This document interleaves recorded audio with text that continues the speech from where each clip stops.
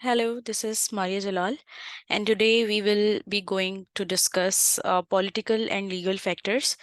हमने जो exam kit solutions की पहली वीडियो की थी उसमें हमने चैप्टर 1 और चैप्टर 2 के एग्जाम किट क्वेश्चंस और समरी नोट्स को डिस्कस किया था। पहले जो हमारा पैटर्न होता है वो समरी नोट्स को समझने का होता है, जिससे चैप्टर की जो नॉलेज होती है वो रिफ्रेश हो जाती है। उसके बाद फिर हम एग्जाम किट के क्वेश्चंस की तरफ जाते हैं ताकि और ज़्यादा हमारी प्रैक्टिस अच्छी हो जाए। तो इसी तरह आज भी हम चैप्टर नंबर 3 और चैप्टर नंबर 4 के पहले समराइज नोट्स को देखेंगे। उसके बाद हम एग्जाम किट के क्वेश्चंस की तरफ बढ़ेंगे। तो सबसे पहले तो पॉलिटिकल और लीगल फैक्टर्स पे हम डिस्कशन करेंगे कि वो किस तरह से किसी किसी बिजनेस पे अपना असर डालते हैं, और किस तरह से बिजनेस जो है वो पॉलिटिकल और लीगल फैक्टर्स की वजह से अफेक्ट होते हैं बिजनेस के ऑपरेशंस। तो पहले तो मैं आप लोगों को ओवरव्यू दे दूं कि एनवायरमेंटल एनालिसिस किस तरह से हम करेंगे। तो इसके लिए मैं पहले अपनी स्क्रीन को मूव करती हूँ इस तरफ। Okay, now this will be good. Okay, तो ओवरव्यू के लिए हम क्या करेंगे, पहले हम ओवरव्यू यहाँ पे लिखेंगे और उसके बाद हम यहाँ पे एनवायरमेंटल एनालिसिस करेंगे। एनवायरमेंटल एनालिसिस में हम सबसे पहले जो डिस्कस करेंगे वो ये कि पॉलिटिकल और लीगल फैक्टर्स किस तरह से एक एनवायरनमेंट पे अपना असर डालते हैं, और उस पॉलिटिकल और लीगल फैक्टर्स के साथ कौन कौन सी चीज़ें अटैच्ड होती हैं। तो पहले तो मैं आप लोगों को इसको ब्रीफली एक्सप्लेन कर दूं कि ओवरव्यू हमारा किस तरह से होगा। तो इसको हम अनडू कर देते हैं, और यहाँ पे अगर हम देखें तो ये है हमारा पॉलिटिकल और लीगल फैक्टर्स, जो कि हमारा मेन टॉपिक है जो हम डिस्कस करेंगे आज इसमें।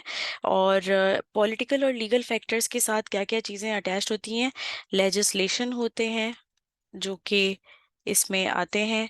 साथ में हमारे पास होता है पॉलिटिकल सिस्टम। पॉलिटिकल सिस्टम के साथ साथ गवर्नमेंट पॉलिसीज होती हैं कुछ, जो कि बिजनेस पे असरअंदाज होती हैं और बिजनेस के एनवायरनमेंट पे अपना इफेक्ट डालती हैं। और लेजिस्लेशन की अगर हम बात करें तो लेजिस्लेशन में भी अगर आप देखें तो एम्प्लॉय प्रोटेक्शन लॉ होते हैं जो कि बिजनेस पे अपना इफेक्ट डालते हैं। और एम्प्लॉय प्रोटेक्शन के साथ डेटा प्रोटेक्शन लॉज होते हैं। और आपके पास data protection and security, sorry, उसके साथ साथ आपके पास होते हैं कंज्यूमर प्रोटेक्शन लॉस। तो बिजनेसेस को ना सिर्फ अपने बिजनेस ऑपरेशंस पे जो है वो ध्यान रखना होता है, बल्कि उनको इन सारे फैक्टर्स का भी ध्यान रखना होता है जो कि उनके पॉलिटिकल और लीगल फैक्टर्स होते हैं। ये बिजनेस पे काफी हद तक असरअंदाज होते हैं और इनकी वजह से जो है वो बिजनेस के ऑपरेशंस भी डिस्टर्ब हो सकते हैं। तो ये एक ओवरव्यू हमारी पिक्चर है जो कि हमें एक मैप देगी कि हमें अभी इस समरी क्लास में किन किन चीज़ों पे जो है वो डिस्कशन करनी है। राइट, तो हम बढ़ते हैं। मैंने जिस तरह से बताया कि पॉलिटिकल और लीगल फैक्टर्स होते हैं और उस पे क्या क्या चीज़ें असरअंदाज होती हैं। पॉलिटिकल सिस्टम होते हैं। इन्वायरमेंटल एनालिसिस अगर हम करें तो पॉलिटिकल और लीगल फैक्टर्स के 3 फैक्टर्स होते हैं जो कि बिजनेस पे अपना असर डालते हैं। Political system, government policies, legislation. उस लेजिस्लेशन में मजीद 3 कैटेगरीज होती हैं, 3 लॉज होते हैं जिनका ख्याल बिजनेस को रखना पड़ता है, जो कि एम्प्लॉय प्रोटेक्शन लॉ होता है, डेटा प्रोटेक्शन एंड सिक्योरिटी होता है, और कंज्यूमर प्रोटेक्शन लॉज होते हैं। राइट, अब अगर हम अपनी नोट्स की तरफ आए तो उसमें आपको यहाँ पे मैं समझाना चाहूँगी कि एक्सटर्नल एनालिसिस में सबसे पहले पेस्ट एनालिसिस है। ये बहुत एक फेमस टॉपिक है हमारे F1 में और FBT में, you can say. PEST analysis में आपको क्या क्या देखना है कि the main components that an organisation should study in order to carry out an external analysis और PEST analysis, you can say, are political and legal environment, जो कि हम अभी डिस्कस करेंगे। एक economical environment and demographics. Number third है social environment और environmental environment. And number fourth है टेक्नोलॉजिकल एनवायरनमेंट। तो ये चार बेसिक हमारे एक्सटर्नल एनालिसिस और पेस्ट एनालिसिस में ये चार कैटेगरीज, मेजर कैटेगरीज फॉल करती हैं, जिनका हमें ख्याल रखना होता है। बिजनेस में ये सारी जो फैक्टर्स होते हैं और ये सारे इन्वायरमेंट होते हैं असरअंदाज होते हैं। तो सबसे पहले पॉलिटिकल इन्वायरमेंट के बारे में हम पढ़ लेंगे। तो ऑर्गेनाइजेशन के जो डिसीजंस होते हैं वो स्ट्रांगली अफेक्ट करते हैं by the developments in the political environment. इसकी एग्जांपल मैं इस तरह से दूंगी कि जिस तरह से आपने अभी कोविड की सिचुएशन देखी है रिसेंटली, कोविड की वजह से जो मार्केट, हमारी जो स्टॉक मार्केट थी वो काफ़ी जो है वो नीचे चली गई थी। और उसकी वजह से बहुत सारे जो कंपनीज होती हैं उनके शेयर प्राइस डिक्रीज हो गए थे। और शेयर प्राइस डिक्रीज क्यों हुए थे? क्योंकि एक मार्केट में अनसर्टेनिटी आ गई थी, एक एनवायरनमेंट में अनसर्टेनिटी आ गई थी कोविड की वजह से। रिसेशन के चांसेस थे, लॉन्ग टर्म रिसेशन नज़र आ रही थी, इन्फ्लेशन नज़र आ रहा था। तो उसकी वजह से क्या हुआ कि हमारी जो स्टॉक मार्केट थी उसने जो है वो अंडर परफॉर्मेंस दी, वो नीचे चली गई। और इसकी ये बहुत बड़ी एग्जांपल है कि कुछ भी अगर हमारे इन्वायरमेंट में कोई भी ऐसा फैक्टर होता है जो होता है, मतलब जो अनसर्टेनिटी के लिहाज से होता है, जैसे कि मैंने अभी आपको कोविड की एग्जांपल दी, तो वो ये सारी चीज़ें मिल के जो है वो ऑर्गेनाइजेशन की ऑपरेशंस को डिस्टर्ब करती हैं, जिसकी वजह से ऑर्गेनाइजेशन पे बहुत असर पड़ता है। तो पॉलिटिकल अगर कोई आपकी अनसर्टेनिटी होती है, जैसे कि आपके इलेक्शंस होते हैं, अचानक से अगर कोई पॉलिटिकल अनसर्टेनिटी आ जाती है, जैसे कि कोई इलेक्शन जो है वो वक्त से पहले हो जाता है या बाद में होता है, या कोई भी ऐसी पॉलिटिकल मसले होते हैं, तो उससे हमारे जो बिजनेसेस होते हैं, जो बड़ी कंपनीज होती हैं, उनमें बहुत ज़्यादा असर पड़ता है। तो ये पॉलिटिकल इन्वायरमेंट जो है, कहने का मकसद ये है कि स्ट्रांगली अफेक्ट करता है आपके बिजनेस ऑर्गेनाइजेशन पे। पॉलिटिकल एनवायरनमेंट के अपने सिस्टम और फ्रेमवर्क्स होते हैं, और ये सोसाइटी को रेगुलेट करता है, सिस्टम को रेगुलेट करता है, जिसकी वजह से सोसाइटी के अंदर ही बिजनेस ऑर्गेनाइजेशन होती हैं, तो उस पर भी असरअंदाज होता है। अच्छा, पॉलिटिकल एनवायरनमेंट के फॉलोइंग चेंजेस जो होते हैं वो बिजनेस पे भी अफेक्ट कर रहे होते हैं, जिसमें कुछ चेंजेस, जो बड़ी बड़ी चेंजेस होती हैं जो कि बिजनेस ऑर्गेनाइजेशन पे असरअंदाज हो रही होती हैं, वो होता है पॉलिसीज और लॉज। यानी कि कोई नया लॉ अगर आपकी गवर्नमेंट अनाउंस कर दे, तो उसकी वजह से आपके बिजनेस पे फर्क पड़ता है। जैसे कि laws regarding housing, education, defence, health care, energy, environment. तो ये सारे ऐसे लॉज होते हैं जिसकी वजह से एक बिजनेस पे बहुत असर पड़ रहा होता है। तो ये पॉलिटिकल चेंज होता है जिसकी वजह से बिजनेस जो है उस पे असरअंदाज हो रहा होता है, ये चेंज। इसी तरह टैक्सेशन होता है, टैक्सेशन में चेंजेस आ रहे होते हैं, तो वो भी बिजनेस पे असरअंदाज कर रहे होते हैं। इसी तरह लोकल काउंसिल्स होते हैं, वो भी बिजनेस पे जो है वो असरअंदाज हो रहे होते हैं। और overall conduct of its economic policy, यानी कि गवर्नमेंट अगर अपनी इकोनॉमिक पॉलिसी को जो है वो देख रही होती है, उसमें कुछ चेंजेस ला रही होती है, तो वो भी बिजनेस ऑर्गेनाइजेशन पे अपना असर डाल रहे होते हैं। इसी तरह लीगल इन्वायरमेंट होते हैं। लीगल इन्वायरमेंट हमारा सेकंड मेजर कैटेगरी होता है जो बिजनेस पे जो है वो इफेक्ट डाल रहा होता है। तो लीगल इन्वायरमेंट में कुछ ऐसे लॉज होते हैं जो कुछ सोर्सेज के, नंबर ऑफ सोर्सेज से आते हैं, जिसमें कॉमन लॉ है, जिसमें पार्लियामेंट्री और गवर्नमेंट रेगुलेशंस हैं, जो कि मतलब जैसे कॉमन लॉ होता है वो पार्लियामेंट्री और गवर्नमेंट रेगुलेशन से ड्राइव हो रहा होता है। तो कॉमन लॉज में अगर आप देखें, जैसे कि कुछ लीगल इन्वायरमेंट में जो जो लॉज फॉल करते हैं कैटेगरीज में, वो यहाँ पे एग्जाम्पल में आपको उन फैक्टर्स में नज़र आ रहे होंगे। जैसे कि फॉर एग्जाम्पल ये जो फैक्टर्स नज़र आ रहे हैं आपको, number one, general legal framework होता है। ये एक ऐसा फैक्टर होता है कि जिसमें आप, ये ऐसे लॉज होते हैं जिसमें आपको बताया जा रहा होता है बिजनेस को कि कौन से बेसिक वेज हैं जिसमें आप अपना बिजनेस कंडक्ट कर सकते हैं। जैसे कि नेग्लिजेंस अगर आपने की तो ये हो जाएगा। ये सर्टेन कैटेगरीज होती हैं जिसमें आपका लॉ फॉल कर रहा होता है और आपको इस लॉ को आपको कंप्लाइंट रहना होता है अंडर दिस लॉ। इसी तरह क्रिमिनल लॉ होता है। क्रिमिनल लॉ में आपका थेफ्ट आ जाता है, यानी कि आप फ्रॉड नहीं कर सकते, आप इनसाइडर डीलिंग नहीं कर सकते। जैसे कि शेयर मार्केट में होता है कि कंपनी के अंदर की खबरें अगर कोई वक्त से पहले जो है वो बाहर लेके आता है तो वो इनसाइडर ट्रेडिंग होती है, जो कि लीगली रॉन्ग है और इलीगल होता है। इसी तरह ब्राइबरी है, आप किसी को रिश्वत अगर देते हैं तो वो भी क्रिमिनल लॉ में आता है। इसी तरह डिसेप्शन है या फ्रॉड है, क्रिमिनल लॉ की कैटेगरी में फॉल करता है। तो ये भी बिजनेस ऑर्गेनाइजेशन पे इन अ लॉ कैटेगरी असरअंदाज होता है।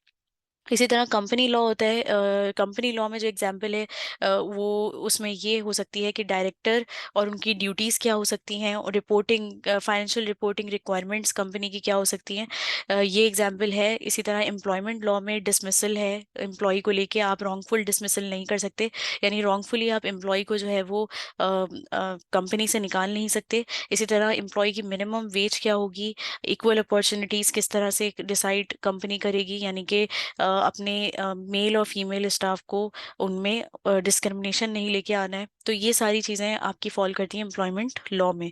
इसी तरह हेल्थ और सेफ्टी लॉ लॉ होते हैं जिसमें फायर प्रिकॉशंस और सेफ्टी प्रोसीजर्स और प्रोटोकॉल्स होते हैं। तो ये हेल्थ एंड सेफ्टी लॉ में आता है। इसी तरह डेटा प्रोटेक्शन होता है जिसमें आपको इंफॉर्मेशन एम्प्लॉयज़ या कस्टमर से रिलेटेड सेंसिटिव इंफॉर्मेशन जो होती हैं उसका ख्याल रखना होता है। इसी तरह मार्केटिंग और सेल्स का लॉ होता है जिसमें आपको कंज्यूमर्स के जो राइट्स होते हैं उनको प्रोटेक्शन देनी होती है। और इन्वायरमेंटल रिलेटेड लॉज में जो है आपके पॉल्यूशन कंट्रोल, वेस्ट डिस्पोजल और जो ग्रीन हाउस इफेक्ट है, जो आपकी एक तरह से पॉल्यूशन कंट्रोल आपकी मैनेजमेंट होती है, वो इन्वायरमेंट लॉज में आती है। इसी तरह टैक्स लॉ है, उसमें कॉरपोरेशन टैक्स होता है, इनकम टैक्स और सेल्स टैक्स। इससे रिगार्डिंग जितने भी मैटर्स होते हैं वो आपके टैक्स लॉज में आते हैं। तो ये कुछ लॉज है जिनका इफेक्ट कंपनी पे और उसके ऑपरेशंस पे होता है। इसी तरह एक टॉपिक होता है सुप्रा नेशनल एंड रीजनल गवर्नमेंट्स। तो सुप्रा नेशनल और रीजनल गवर्नमेंट्स का क्या मतलब होता है? ये बेसिकली क्या होते हैं, सोर्सेस ऑफ लीगल अथॉरिटी होते हैं। यानी ये हमारे जो लॉज होते हैं, हमारी जो लीगल अथॉरिटी होती है वो इन सोर्सेस में डिवाइडेड होती है। तो अब अगर हम इसको सुप्रा नेशनल और बेसिकली नेशनल और इंटरनेशनल लॉज को देखें, तो नेशनल और रीजनल लॉज को देखें तो हम कुछ इस तरह से इसको समझ सकते हैं कि सुप्रा नेशनल जो होता है वो बेसिकली क्या होता है कि यूएन रेजोल्यूशंस होते हैं, वो आइदर सब्सटेंसिव हो सकते हैं या प्रोसीजरल हो सकते हैं। यानी कि कुछ यूएन की तरफ से रेजोल्यूशंस होते हैं, उनको आपको ध्यान में रखना होता है अपनी बिजनेस ऑर्गेनाइजेशन को चलाने के लिए।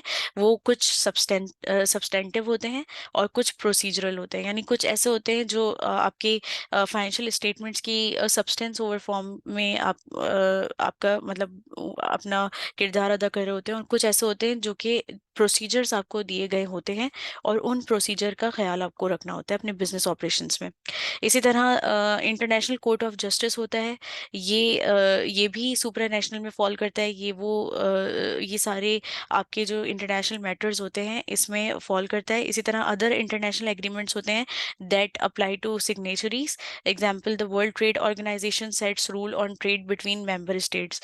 तो कुछ इंटरनेशनल एग्रीमेंट्स होते हैं जो कि डिफरेंट कंट्रीज की डिफरेंट ऑर्गेनाइजेशन के दरमियान में साइन हुए होते हैं। और इसकी एग्जांपल ये कि वर्ल्ड ट्रेड ऑर्गेनाइजेशन जो है उसने कुछ रूल सेट किए हुए हैं ट्रेडिंग से रिलेटेड, यानी कि आपस में जो बिजनेस ट्रेड करते हैं उससे रिलेटेड के क्या रूल्स और रेगुलेशंस होंगे और उस पे मतलब आपको फॉल करना होगा। तो ये भी सुप्रा नेशनल लीगल अथॉरिटी में आता है। इसी तरह यूरोपियन पार्लियामेंट आती है और यूरोपियन कोर्ट्स आते हैं आपके सुप्रा नेशनल लीगल अथॉरिटी में, यानी कि सोर्सेस ऑफ लीगल अथॉरिटी में जो सुप्रा नेशनल कैटेगरी है उसमें यूरोपियन पार्लियामेंट और यूरोपियन कोर्ट्स फॉल करते हैं। इसी तरह नेशनल में आपका क्या आएगा कि नेशनल गवर्नमेंट्स होते हैं, जैसे कि एक्ट्स ऑफ पार्लियामेंट के थ्रू जो नेशनल गवर्नमेंट्स आपकी फॉर्म होती हैं, वो जो है वो नेशनल में अंडर नेशनल कैटेगरी फॉल करते हैं। इसी तरह सीनियर कोर्ट्स होते हैं, जैसे कि House of Lords in UK और सुप्रीम कोर्ट इन यूएसए। तो जो सीनियर कोर्ट्स होते हैं वो आपकी नेशनल कैटेगरी में फॉल करते हैं। इसी तरह कुछ मेजर कोर्ट्स होते हैं जिनमें केस लॉ और दीगर जो प्रेसिडेंट्स केसेस होते हैं उन पे प्रिंसिपल्स जो है वो बनाए जाते हैं। तो वो मेजर कोर्ट्स भी अंडर नेशनल कैटेगरी फॉल होती हैं। इसी तरह रीजनल और फेडरल गवर्नमेंट, जैसे कि यूके में वेल्श असेंबली है और स्टेट गवर्नमेंट है यूएसए में है, तो वो रीजनल और फेडरल गवर्नमेंट में फॉल करते हैं। इसी तरह लोकल काउंसिल्स होते हैं जो अपने बाई लॉज इशू करते हैं बहुत सारी कंट्रीज में, जैसे कि बाय लॉज, बाय लॉ का मतलब ये होता है कि ऐसा लॉ जो कि जो कि जनरल या कॉन्स्टिट्यूशनल लॉ से कम इम्पोर्टेंस रखता है, उसको बाय लॉ कहा जाता है। यानी एक लॉ में से भी सब कैटेगराइज आप करते हैं, तो कुछ लॉज आप निकालते हैं जो कि लेस इंपॉर्टेंट होते हैं but they are derived from the general और कॉन्स्टिट्यूशनल लॉज, राइट। तो ये जो है आपके रीजनल कैटेगरीज में फॉल करते हैं। तो ये जो मेजर कैटेगरीज हैं आपकी सुप्रा नेशनल हो गई हैं, रीजनल हो गई हैं और नेशनल हो गई हैं, सही है? तो इसमें आपको बेसिकली बहुत विजिलेंट होना है कि कौन सी कैटेगरी में कौन से आपके जो कोर्ट है या जो बेसिकली गवर्नमेंट्स हैं वो फॉल करती हैं। क्योंकि एमसीक्यूज में ज़्यादा चांसेस यही है कि आपसे पूछा जाएगा कि लोकल काउंसिल जो है वो आपका रीजनल किस लीगल अथॉरिटी से ताल्लुक रखता है, आइदर इट्स रीजनल और सुप्रा नेशनल और नेशनल। तो अगर आपको पता होगा कि बाई लॉज किस कैटेगरी में फॉल करते हैं तो आप इजीली इसको डिटेक्ट कर लेंगे। इसी तरह एम्प्लॉयमेंट लेजिस्लेशन जो है वो आपके पॉलिटिकल और लीगल फैक्टर्स में आता है। एम्प्लॉयमेंट लेजिस्लेशन जो है उसमें आपके रिटायरमेंट, रेजिग्नेशन और डिसमिसल ये फॉल करते हैं। तीन मेजर कैटेगरीज होती हैं। रिटायरमेंट से रिलेटेड जो है वो लॉ ये कहता है कि यूके में बहुत सारे एम्प्लॉयज जो होते हैं वो अर्ली रिटायरमेंट लेते हैं, क्योंकि कॉरपोरेट डाउन साइजिंग हो रही होती है। कंपनी जो है वो अपने लोगों को जो है वो की एम्प्लॉयज को रख रही होती है और बाकी लोगों को जो है वो डाउन साइज कर रही होती है।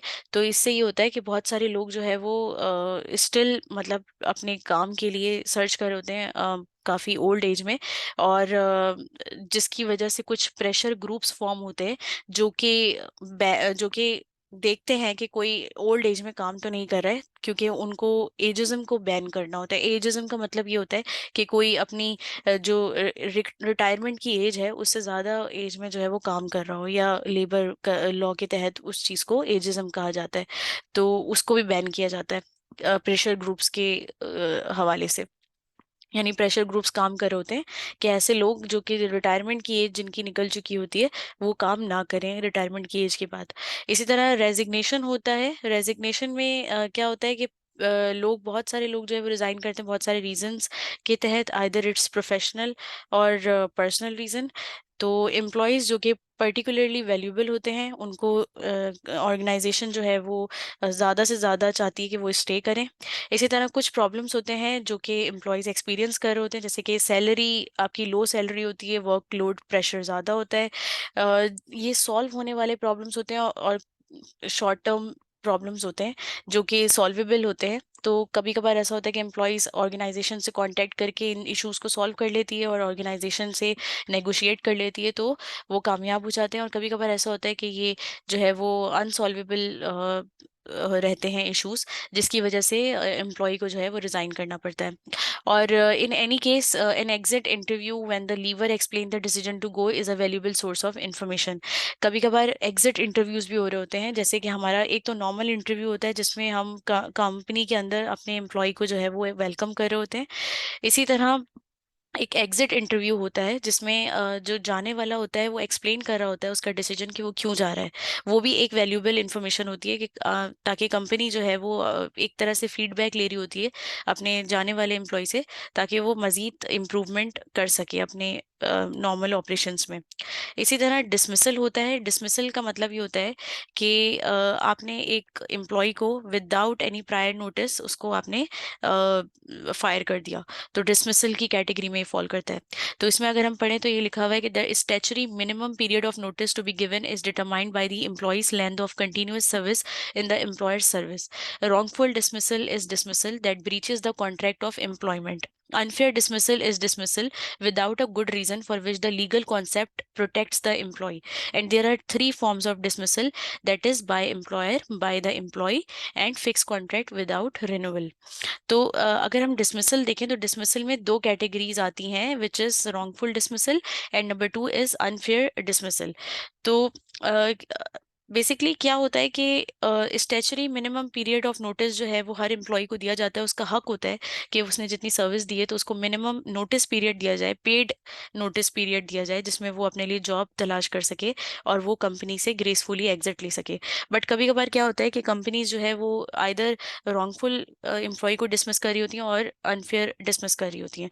तो रॉन्गफुली जो डिसमिसल होता है वो डिसमिसल होता है जिसमें एम्प्लॉयमेंट का जो कॉन्ट्रैक्ट होता है उसको ब्रीच किया जाता है, उसके किसी क्लॉज को ब्रीच किया जाता है। जैसे कि उसको नोटिस पीरियड में उसको पे नहीं किया जाता, अनपेड उसको नोटिस पीरियड में काम करवाया जाता है, तो ये रॉन्गफुल डिसमिसल होता है। इसी तरह अनफेयर डिसमिसल वो डिसमिसल होता है जिसमें कोई रीजन नहीं बताया जाता है, कोई लॉजिकल या कोई एक्सेप्शनल रीजन नहीं बताया जाता है जिससे साबित हो के वो एम्प्लॉय जो है वो आपका एक तरह से ऑन अ मेरिट बेसिस वो फॉल कर रहा होता है, बट कोई मतलब कोई जेन्युइन रीजन नहीं दिया होता और उसको डिसमिस कर दिया जाता है, फायर कर दिया जाता है। तो ये जो एक कॉन्सेप्ट है, लीगल कॉन्सेप्ट, ये इसलिए लाया गया है कि ताकि एम्प्लॉय जो है उसको लॉ की तरफ से प्रोटेक्शन दी जाए कि ऐसे बगैर किसी गुड रीजन के एम्प्लॉय को जो है वो फायर ना किया जाए। तो रॉन्गफुल डिसमिसल और अनफेयर डिसमिसल में ये डिफरेंस होता है। इसी तरह तीन तरह के डिसमिसल होते हैं जो कि एम्प्लॉयर की तरफ से होते हैं। एम्प्लॉय खुद भी जो है वो एग्जिट लेता है विदाउट एनी नोटिस, तो ये एम्प्लॉय की तरफ से डिसमिसल होता है। इसी तरह कोई फिक्स कॉन्ट्रैक्ट्स होते हैं जिसमें रिन्यूअल नहीं दिया जाता है, तो ये भी एक डिसमिसल की फॉर्म होता है। इसी तरह अगर हम आगे बढ़ें तो प्रिंसिपल्स होते हैं कुछ जिनका हमें ख्याल रखना होता है, जिसमें सबसे पहले तो प्राइवेसी एक इम्पॉर्टेंट इशू होता है। वो आता है कि why is privacy an important issue. तो there has been a growing concern that the ever increasing amount of information about individuals held by organisation could be misused. The fear was that by the existence of computerized data about an individual, whether correct or incorrect, could be transferred to unauthorized third parties at high speed and little cost. In the UK, the current legislation covering that area is the Data Protection Act 1998. तो data protection act क्यों आया? क्योंकि जब से हमारे पास technology आई है और इतनी सारी हमारी चीज़ें इजी हो गई हैं, ऑनलाइन जो है वो आपका ऑनलाइन एक तरह से एक्सपोजर आपका बढ़ गया है, जिसकी वजह से आप किसी की भी इंफॉर्मेशन को इजीली एक्सेस कर सकते हैं। तो इस चीज़ को हमें इस चीज़ को रेक्टिफाई करने के लिए डेटा प्रोटेक्शन एक्ट जो है वो आया है, जिसकी वजह से वो एम्प्लॉय के जो पर्सनल डाटा होता है, जो उनकी इंफॉर्मेशन होती है, सेंसिटिव इंफॉर्मेशन होती है, उसको वो प्रोटेक्ट करता है, ताकि जो ऑर्गेनाइजेशन जिसके पास एम्प्लॉय का पूरा डाटा सेव होता है वो उसको मिसयूज ना कर सके, या कोई भी इंडिविजुअल जो उस डाटा को मेंटेन करता है वो उसको मिसयूज ना कर सके। इसमें ये होता है कि कंप्यूटराइज डाटा, क्योंकि हर इंडिविजुअल के पास एक्सेस होता है, जो भी एचआर में होता है या कोई भी इंडिविजुअल जो उसको एक्सेस कर सकता होता है, तो वो उसको करेक्टली या इनकरेक्ट वे में उसको यूज कर सकता है और उसको डाटा को किसी थर्ड पार्टी को भी ट्रांसफर कर सकता है। क्योंकि आजकल इंटरनेट का दौर है, तो आप जो है वो हाई स्पीड में और कोई कॉस्ट नहीं होती उसकी, फ्री ऑफ कॉस्ट आप किसी के भी डाटा को जो है वो किसी को भी सेंड कर सकते हैं, जो कि डाटा प्रोटेक्शन लॉ के तहत एक ब्रीच होता है। और ये इसको प्रोटेक्ट करने के लिए डाटा प्रोटेक्शन एक्ट 1998 जो है वो इंट्रोड्यूस किया गया है। इस एक्ट के दो मेन एम्स होते हैं, to protect individual privacy and not that of organisation. यानी कि इस चीज़ को क्लियर समझा जाए कि ये ऑर्गेनाइजेशन के डाटा की प्राइवेसी के लिए नहीं बनाया गया, ये इंडिविजुअल के डाटा की प्राइवेसी के लिए बनाया गया है, जो कि ऑर्गेनाइजेशन में सेव होता है। और to harmonise data protection legislation, यानी कि डेटा प्रोटेक्शन लेजिस्लेशन को हार्मोनाइज करने के लिए या उसको बेसिकली उसको इंटैक्ट रखने के लिए ये डेटा प्रोटेक्शन एक्ट लाया गया है। कुछ प्रिंसिपल्स हैं इस डेटा प्रोटेक्शन एक्ट के, जिसमें schedule 1 of the act contains the data protection principles. Number 1 यही कि पर्सनल डाटा जो है वो प्रोसेस किया जाएगा फेयरली और lawfully, and in particular shall not be processed unless at least one of the condition in schedule 2 is met. In the case of sensitive personal data at least one of the condition in schedule 3 is also met. इसमें at least एक condition आपकी schedule 2 की met होनी चाहिए अगर आप data maintain कर रहे हैं फेयरली और लॉफुली। और अगर मतलब इसमें ये बताया गया है कि पर्सनल डाटा जो भी फेयरली और लॉफुली मेंटेन हो रहा है या प्रोसेस हो रहा है ऑर्गेनाइजेशन में, उसको नहीं प्रोसेस होना चाहिए अगर स्केड्यूल 2 की कोई एक कंडीशन मेट होती है, या फिर सेंसिटिव पर्सनल डाटा के केस में at least one of the condition in schedule 3 is also met. तो ऐसे डाटा को प्रोसेस नहीं करना चाहिए। इसी तरह personal data shall be obtained only for one or more specified and lawful purpose and shall not be further processed in any manner incompatible with that purpose or those purposes। यानी कि आपका जो जो ऑर्गेनाइजेशन में लोगों का personal data save किया जाता है, उसको ऑब्टेन करने के लिए कोई एक या दो स्पेसिफाइड या लॉफुल पर्पस होने चाहिए, यानी कि क्लियर पर्पसेस होने चाहिए उसको ऑब्टेन करने के लिए, और उसको किसी भी इनकम्पैटिबल मैनर में प्रोसेस नहीं किया जाना चाहिए, और उसका पर्पस होना चाहिए उस डाटा को संभाल के रखने का ऑर्गेनाइजेशन में। इसी तरह पर्सनल इसी तरह पर्सनल डाटा जो है वो एडिक्वेट होना चाहिए, रेलिवेंट होना चाहिए और एक्सेसिव नहीं होना चाहिए in relation to the purposes for which they are processed. यानी कि जो आपका डाटा होता है वो एडिक्वेट होना चाहिए, उसमें बिल्कुल आपकी सही इन्फॉर्मेशन होनी चाहिए, रेलिवेंट होना चाहिए, इरेलीवेंट डाटा आपको नहीं ऑब्टेन करना चाहिए, और एक्सेसिव नहीं होना चाहिए, यानी इरेलीवेंट नहीं होना चाहिए, और मतलब अननेसेसरी डाटा आपका नहीं ऑब्टेन करना चाहिए पर्सनल किसी भी ऑर्गेनाइजेशन में किसी एम्प्लॉय का पर्सनल डाटा। इसी तरह personal data shall be accurate होना चाहिए and where necessary kept up to date, यानी कि एक्यूरेट हो और अप टू डेट रखा जाए।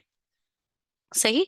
इसी तरह personal data process for any purpose और purposes shall not be kept for longer than is necessary for that purpose और पर्पसेस, यानी कि उस जितना उस ज़रूरत है उसी ज़रूरत के तहत उसको ऑर्गेनाइजेशन में रखा जाए।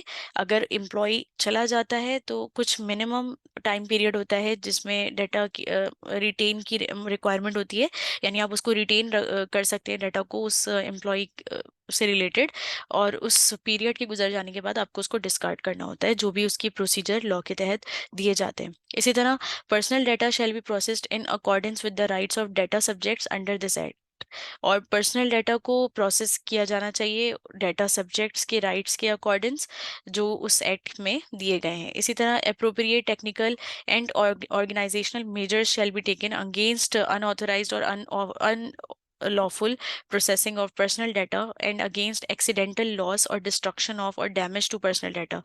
यानी कि अप्रोप्रिएट टेक्निकल और ऑर्गेनाइजेशनल मेजर्स होने चाहिए, पॉलिसीज और मैनुअल्स होने चाहिए जिस पे काम करना चाहिए जब भी कोई अनऑथराइज्ड या अनलॉफुल चीज़ें होती हैं जो कि आपके पर्सनल डाटा को नुकसान पहुंचाती हैं, आइदर वो डाटा लॉस होता है या उसकी डिस्ट्रक्शन होती है या डैमेज होता है पर्सनल डाटा को, तो आपके पास पॉलिसीज और मैनुअल्स होने चाहिए और प्रोसीजर्स होने चाहिए ताकि आप उसको रेक्टिफाई कर सकें।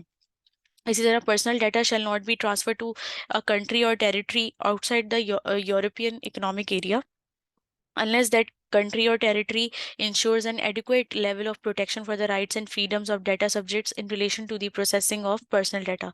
अगर पर्सनल डाटा बहुत ज़रूरत है तो आप किसी कंट्री या टेरिटरी में उसको जो है वो ट्रांसफ़र कर सकते हैं, otherwise it should not be transfer to any country और territory outside the European Economic Area unless और अनटिल उस कंट्री और टेरिटरी में ये इंश्योर किया जाए कि एडिक्वेट लेवल ऑफ प्रोटेक्शन है for the rights and freedom of data subjects in relation to the processing of personal data. यानी कि अनलेस और अनटिल उस कंट्री में जिस कंट्री में आप ट्रांसफ़र कर रहे हैं किसी एम्प्लॉय के पर्सनल पर्सनल डाटा को, वहाँ पे ये जो मेजर्स यहाँ पे मेंटेन किए जा रहे हैं, जो एक्ट यहाँ पे लाया गया है, वो वो एक्ट या उससे रिलेटेड जो प्रिकॉशनरी मेजर्स हैं वो फॉलो किए जा रहे हो दूसरी कंट्री में, तब तक जो है वो डाटा को ट्रांसफर नहीं किया जाना चाहिए।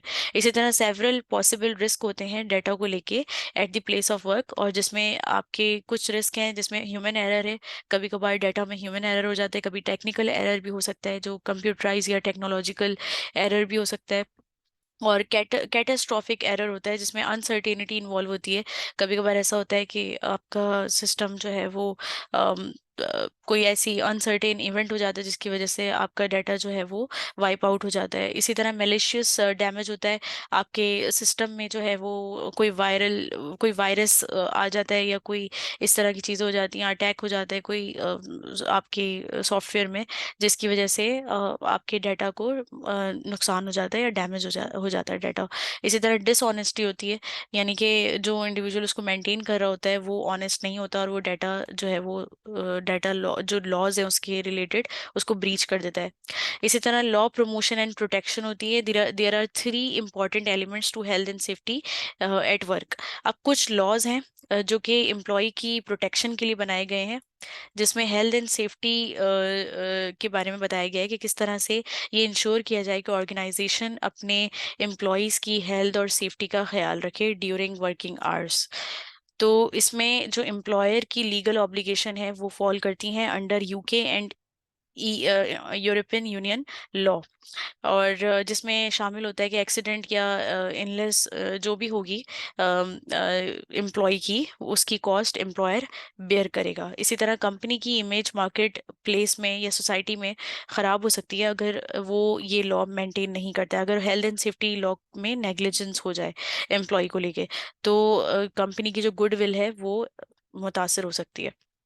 इसी तरह एम्प्लॉयर्स की कुछ ड्यूटीज होती हैं और एम्प्लॉयज़ की तरफ, ये बहुत इंपॉर्टेंट टॉपिक है, इसको आपको बहुत अच्छे से जो है वो रिव्यू करना है, जिसमें एम्प्लॉयर्स की ड्यूटीज़ में नंबर 1 है कि all work practices must be safe, यानी जितने भी एम्प्लॉयज़ काम कर रहे होंगे उनकी जो प्रैक्टिसेस होंगी, उनकी जो हैंडलिंग होगी, वर्क हैंडलिंग होगी, वो सेफ एनवायरनमेंट में होनी चाहिए। इसी तरह work environment must be safe and healthy, again it should be safe and healthy, and all plant and equipment must be maintain to the necessary standard. कभी कभार ऐसा होता है कि कुछ एम्प्लॉयज़ प्लांट में या फैक्ट्रीज में काम कर रहे होते हैं, तो जो भी आप इक्विपमेंट इस्तेमाल करें वो एक जो इंडस्ट्री स्टैंडर्ड होता है नेसेसरी, उसके मयार पे वो पूरा उतर रहा हो, और ताकि एम्प्लॉय की जो सेफ्टी है उसको आप इंश्योर कर सकें। इसी तरह information, instruction, training and supervision should encourage safe working practices. Employees की ट्रेनिंग कंडक्ट की जाए, उनको इस इंस्ट्रक्शन मैनुअल्स दिए जाए, उनकी अच्छी तरह से सुपरविजन की जाए, ताकि सेफ वर्किंग एनवायरनमेंट या प्रैक्टिस को इंश्योर किया जाए और उसको इनकरेज किया जाए। Employer must provide training and information to all staff to ensure their health and safety procedures. Okay, the safety policy should be clearly communicated to all staff, either through safety manuals, or you can say policies। और procedure manuals होते हैं वो employees में circulate करवा सकते हैं, ताकि उनको पता हो कि क्या चीज़ें हैं जो उनकी हेल्थ एंड सेफ्टी ऑर्गेनाइजेशन जो है वो इंश्योर करती है वर्क प्लेस पे, तो उसको क्लियरली कम्युनिकेट करवाया जाए। इसी तरह एम्प्लॉयर्स को जो है वो रिस्क असेसमेंट जो है वो हर वीकली या मंथली बेसिस पे करवाना चाहिए, जिसमें इन राइटिंग में उनको लिखना चाहिए कि वर्क हैजर्ड्स क्या क्या हो सकते हैं, क्या क्या चीज़ें हैं जिनसे एहतियात करनी चाहिए, और जिनके लिए आपको सेफ्टी प्रिकॉशनरी मेजर्स लेने चाहिए। इसी तरह असेसमेंट जो है वो कंटिन्यूस बेसिस पे होने चाहिए, और उनको असेस करना चाहिए कि कभी भी कोई भी अपनी वर्क एक्टिविटीज़ के दौरान जो है वो किसी भी तरह से कोई किसी रिस्क में ना आए, या किसी तरह से उस पे असर नहीं हो। इसी तरह they must introduce controls to reduce risk. Proper controls जो है वो वर्क प्लेस पे जो है वो डाले जाएं, और उनमें जो है वो एम्प्लॉय के लिए कंट्रोल्स बनाए जाएं, ताकि एम्प्लॉय की जो हेल्थ एंड सेफ्टी है उसको जो है वो इंश्योर किया जाए कि वो सेफ है वर्किंग एनवायरनमेंट में, और ताकि रिस्क को जो को जो है वो मिनिमाइज किया जाए।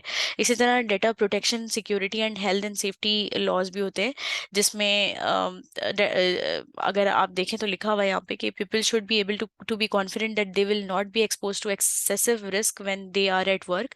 This means that risk and danger must be actively managed. This is the main reason why security has become so important in today's world. Data is protected by secured information technology apart from being secured by law.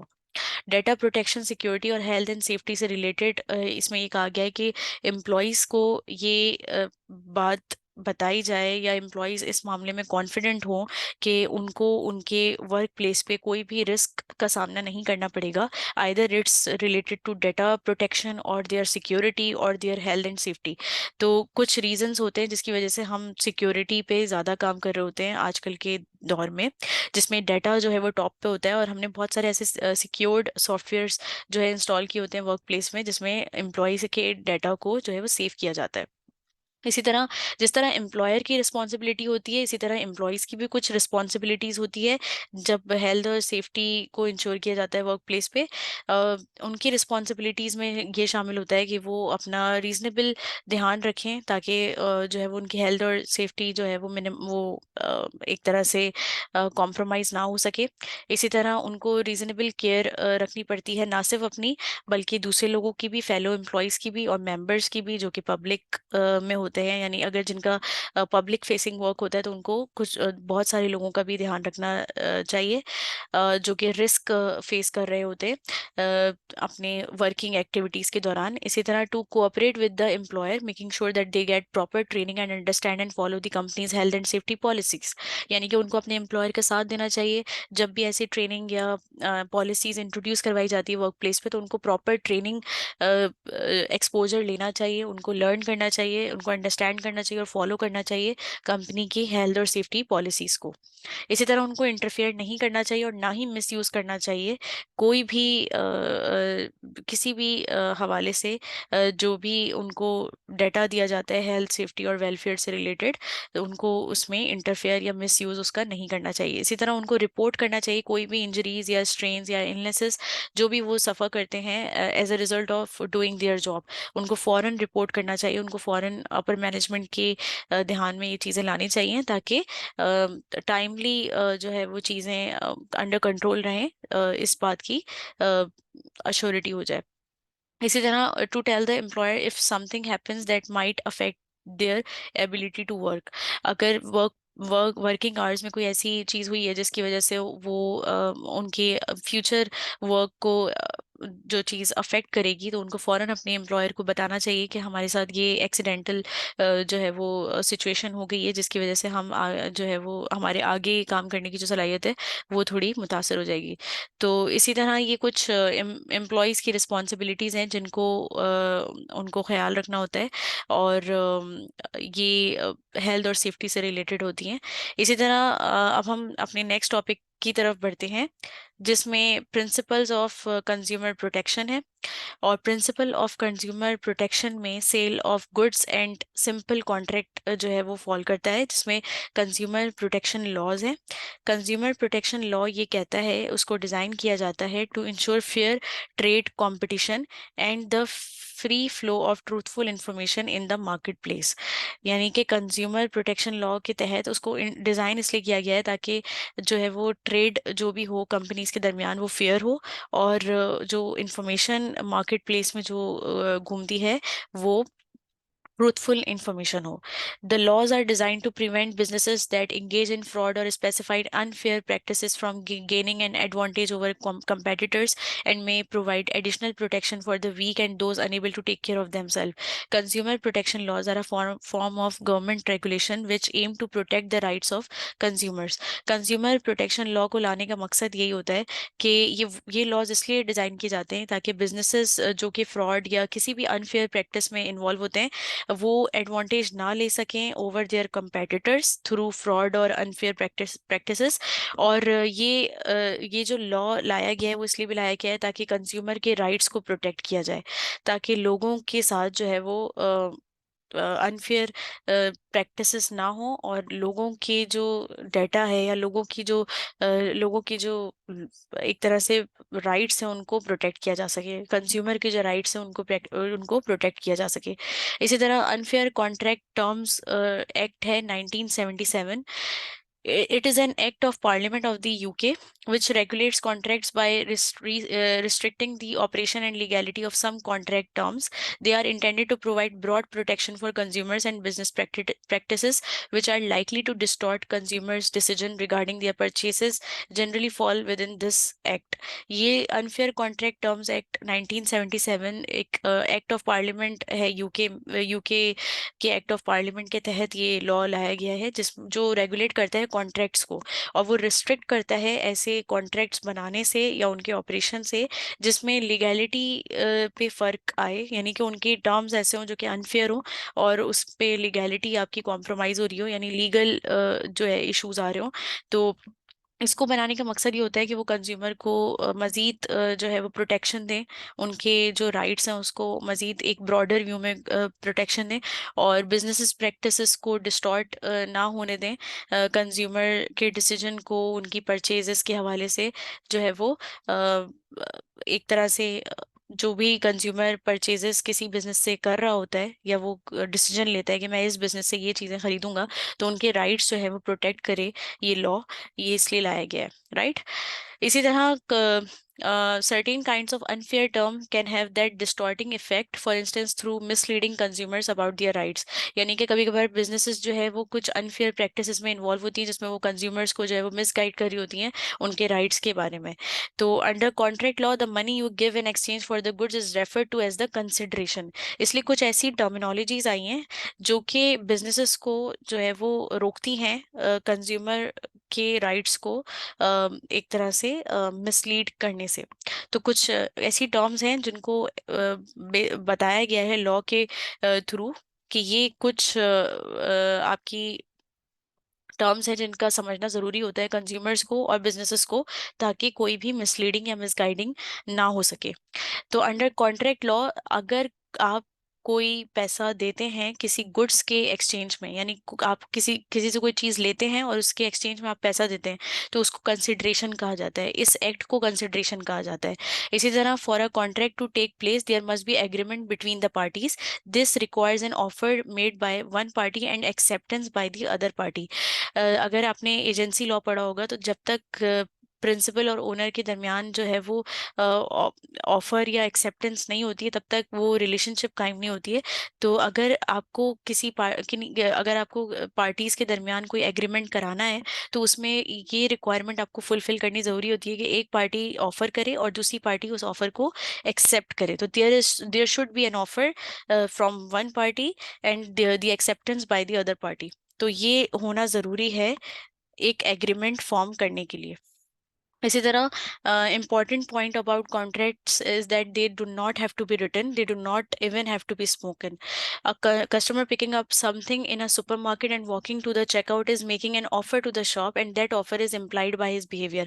कभी कभार ऐसा होता है कि ज़रूरी नहीं है, contracts में ज़रूरी नहीं है कि हर चीज़ जो है वो आपकी इन रिटर्न होनी चाहिए, हर चीज़ आपकी लिखी हुई होनी चाहिए कॉन्ट्रैक्ट में। कुछ चीजें ऐसी होती हैं जो इम्प्लाइड होती हैं, कुछ चीजें ऐसी होती हैं जो रिटर्न होती हैं, कुछ चीजें इम्प्लाइड होती हैं। इम्प्लाइड मीन्स ये होता है कि अगर आप सुपरमार्केट में जाते हैं और आप कुछ चीजें खरीद रहे होते हैं तो आप अपने बिहेवियर से बता रहे होते हैं, जब आप कुछ चीजें खरीद के अपनी ट्रॉली में डाल के उसको चेकआउट तक लेके जाते हैं तो आप अपने बिहेवियर से ये बता रहे होते हैं, ये इम्प्लाई कर रहे होते हैं, ये प्रूव कर रहे होते हैं कि आप वो चीजें खरीदेंगी। तो this is also a behaviour, एक इम्प्लाइड बिहेवियर होता है जिसमें आप बता रहे होते हैं कि आप एक कंज्यूमर हैं और आप इन गुड्स को एक कंसिडरेशन देके परचेज करेंगे, राइट। तो ज़रूरी नहीं है कि जो कॉन्ट्रैक्ट्स हों वो रिटर्न हो, कुछ इम्प्लाइड कॉन्ट्रैक्ट्स होते हैं जो कि इन रिटर्न नहीं होते but they are legally authentic, right। इसी तरह when one party to a contract fails to carry out his part of the agreement the other party can take legal action against him for breach of contract। इसी तरह implied contract के साथ साथ एक और term है breach of contract. अगर एक पार्टी कॉन्ट्रैक्ट की क्लॉज को या कॉन्ट्रैक्ट यानी एग्रीमेंट को किसी भी एग्रीमेंट के पार्ट को कैरी आउट करने में फेल हो जाती है, तो इसका मतलब ये है कि अगर उनके दरमियान जैसे कॉन्ट्रैक्ट हुआ है और वो किसी क्लॉज को जो है वो फुलफिल नहीं कर पा रहे, उसको फुलफिल करने में फेल हो जाते हैं, तो दूसरी पार्टी जो है उसका ये लीगल राइट है कि वो उस पार्टी के खिलाफ जो है वो एक्शन ले सकती है under the breach of contract, right.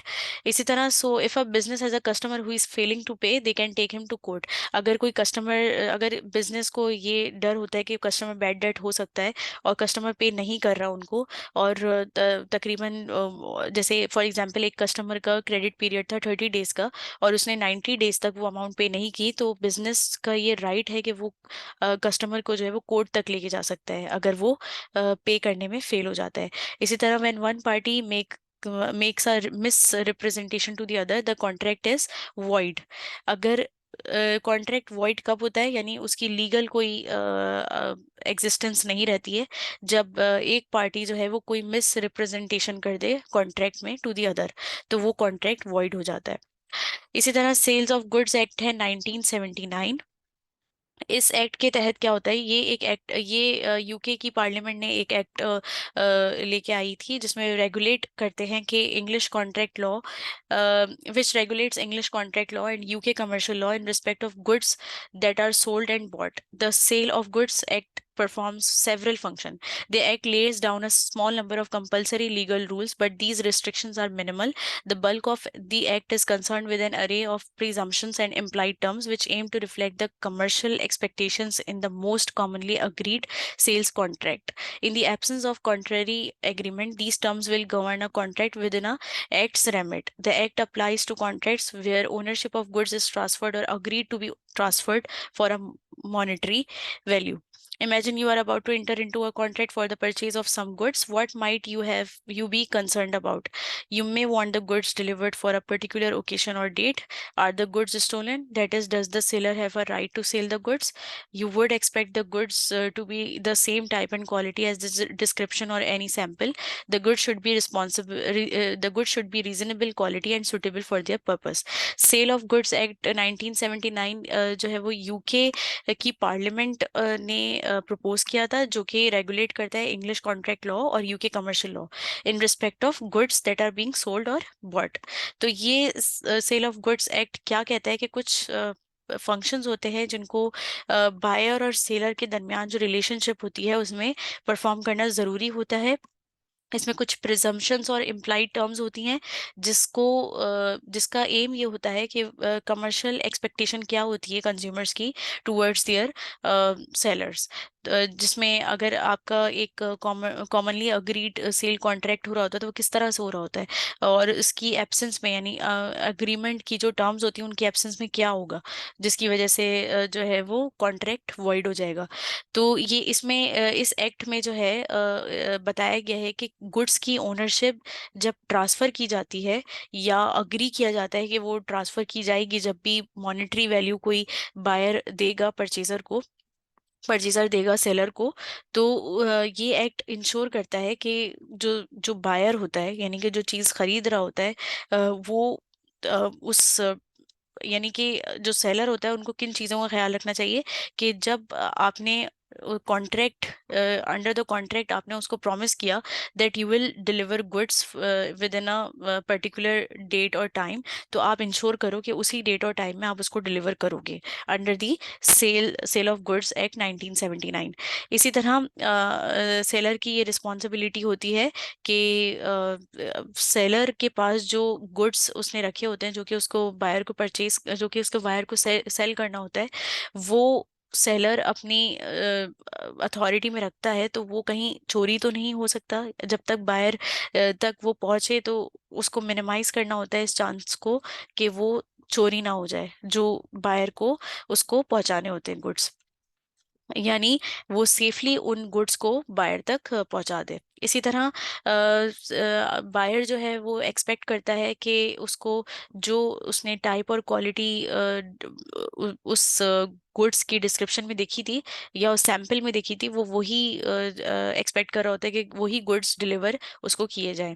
तो सेलर को ख्याल रखना होता है कि उसकी क्वालिटी या उसकी टाइप को जो है वो फर्क नहीं पड़ना चाहिए जब वो बायर को वो गुड्स पहुंचा रहा होता है, राइट। इसी तरह गुड्स जो है वो रीजनेबल क्वालिटी के होने चाहिए, और जो उनका पर्पस होना चाहिए वो उस पर्पस पे पूरे उतरने चाहिए जब भी आप बायर को वो सेल कर रहे हो। इसी तरह हमारा जो लास्ट टॉपिक है वो सोशल एंड डेमोग्राफिक ट्रेंड्स हैं, जिसमें हम बताएंगे कि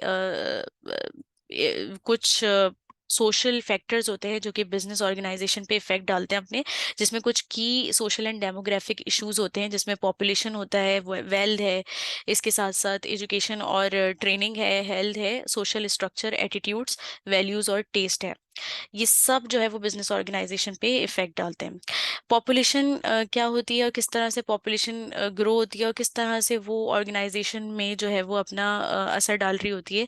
तो जब हायर बर्थ रेट्स होते हैं तो उसकी वजह से हायर आपकी पॉपुलेशन होती है, जिसकी वजह से आप आपकी एक तरह से बिजनेस ऑर्गेनाइजेशन कम है, पॉपुलेशन ज़्यादा है, तो जॉब अपॉर्चुनिटीज़ आपकी जो है वो एक मेन रीज़न होगा जिसकी वजह से वो बिजनेस ऑर्गेनाइजेशन पे ये सोशल इशू जो है वो इफेक्ट करेगा। सही, तो job opportunities will be the main issue, higher birth rate और हायर पॉपुलेशन के की वजह से। इसी तरह लोअर रेट्स ऑफ डेथ, उसमें भी यही होगा कि ज़्यादा पॉपुलेशन की वजह से ये एक सोशल इशू है जो कि क्रिएट होता है, जिसमें आपका अगर हायर बर्थ रेट्स है या लोअर रेट्स ऑफ डेथ है तो आपकी जो पॉपुलेशन है वो काफ़ी सेचुरेट हो जाती है, जिसकी वजह से बहुत इश्यूज आपके सोशली ग्रो होना शुरू हो जाते हैं। इसी तरह इमिग्रेशन है, यानी आपका यंग टैलेंट जो है वो मुल्क से बाहर जा रहा होता है, और जिसकी वजह से मुल्क को नुकसान होता है, which is not good for a country's financial health, you can say. Due to improvement in technology and in particular the pharmaceutical area, are a lower rate of death is resulting during the years. Also, education about nutrition helped in extending the life expectancy for both males and females. There is an improvement in the general social conditions like the conditions of housing or shelter. A growing population offers a larger labor market or workforce. Therefore, an increase in modern day birth rate would mean younger people within the workforce, such as in the case of Ireland. This is compounded by a falling death rate and more elderly people continuing to work. अब technology की improvement की वजह से और pharmaceutical industry के grow होने की वजह से जो लोगों की जो डेथ रेट है वो कम हो गई है, जिसकी वजह से जो लोगों की लाइफ एक्सपेक्टेंसी है यानी कि मेल्स और फीमेल्स में वो बढ़ गई है, और जो डेथ रेशो है वो कम हो गया है। तो जिसकी वजह से हमारी जो सोशल कंडीशंस है वो इम्प्रूव हो गई हैं, जैसे कि हाउसिंग है या शेल्टर है। लेकिन ग्रोइंग पॉपुलेशन की वजह से लेबर मार्केट पे भी असर पड़ा है। लेबर मार्केट हमारी ज़्यादा हो गई है, वर्कफोर्स ज़्यादा हो गई है, और वर्कफोर्स ज़्यादा होने की वजह से अब क्योंकि जब लो डेथ रेट है तो हायर बर्थ रेट भी है, जिसकी वजह से ज़्यादा यंगर पीपल जो है वो वर्कफोर्स में शामिल हो रहे होते हैं। जैसे कि आयरलैंड में यंगर लोग जो है वो ज़्यादा से ज़्यादा है, जिसकी वजह से उनकी लेबर मार्केट जो है वो लार्जर है। इसी तरह जो डेथ रेट की जो रेशोज हैं उसके कम होने का उसके कम होने का जो इशू आ रहा है, सोशल इशू, वो ये आ रहा है कि काफ़ी लोग ओल्ड एज में भी काम कर रहे हैं। तो ये एक सोशल इशू है जिसपे ऑर्गेनाइजेशन पे जो इफेक्ट डालता है।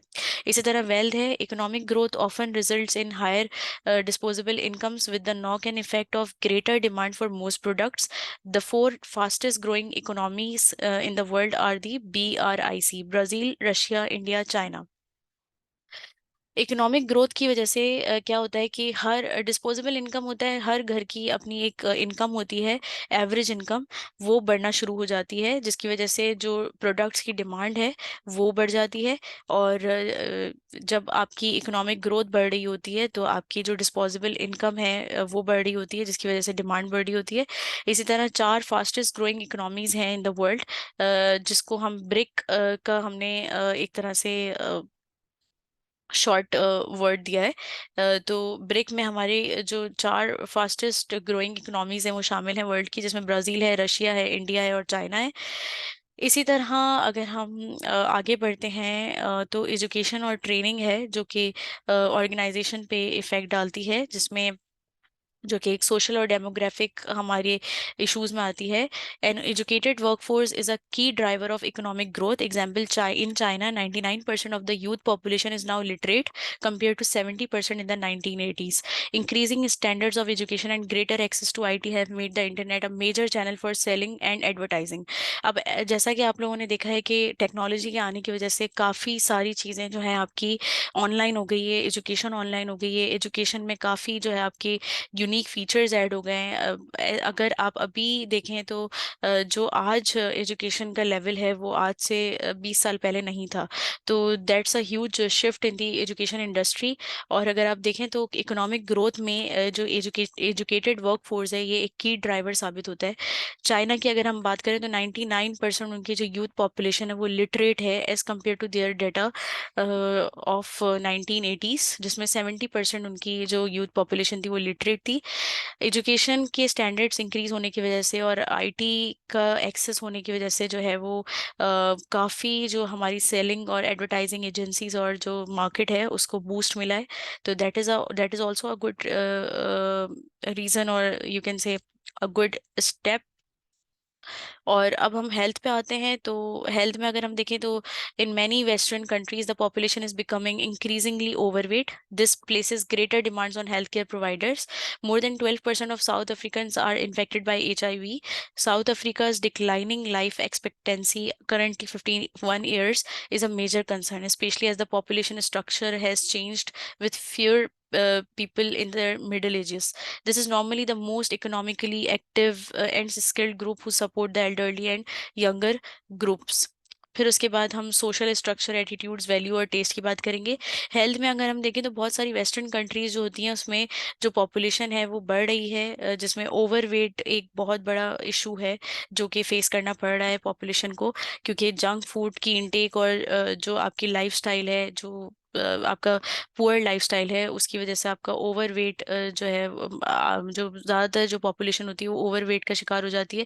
इसी तरह ओवरवेट होने की वजह से बहुत सारी दूसरी बीमारियां भी हो जाती हैं, जैसे ब्लड प्रेशर है, शुगर है, डायबिटीज़ आपकी हो जाती है, और हार्ट जो है आपकी प्रॉब्लम्स क्रिएट हो जाती हैं।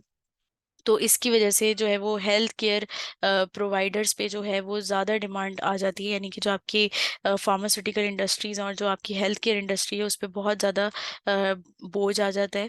इसी तरह साउथ अफ्रीका की एक एग्जाम्पल है जिसमें HIV से इन्फेक्टेड लोग बहुत ज़्यादा हैं, जिसमें 12% साउथ अफ्रीकन जो हैं they are infected by HIV। और उनकी जो लाइफ एक्सपेक्टेंसी जो जो एज है वो 51 ईयर एवरेज हो गई है, जो कि मेजर कंसर्न है उसकी गवर्नमेंट के लिए।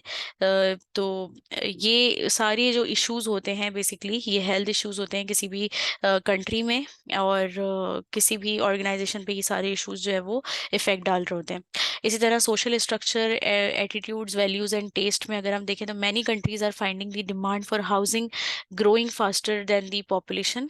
यानी कि बहुत सारी कंट्रीज जो है वो ये देख रही हैं कि जिस तरह से पॉपुलेशन बढ़ रही है इसी तरह से उनकी जो हाउसिंग जो डिमांड है वो भी इंक्रीज हो रही है।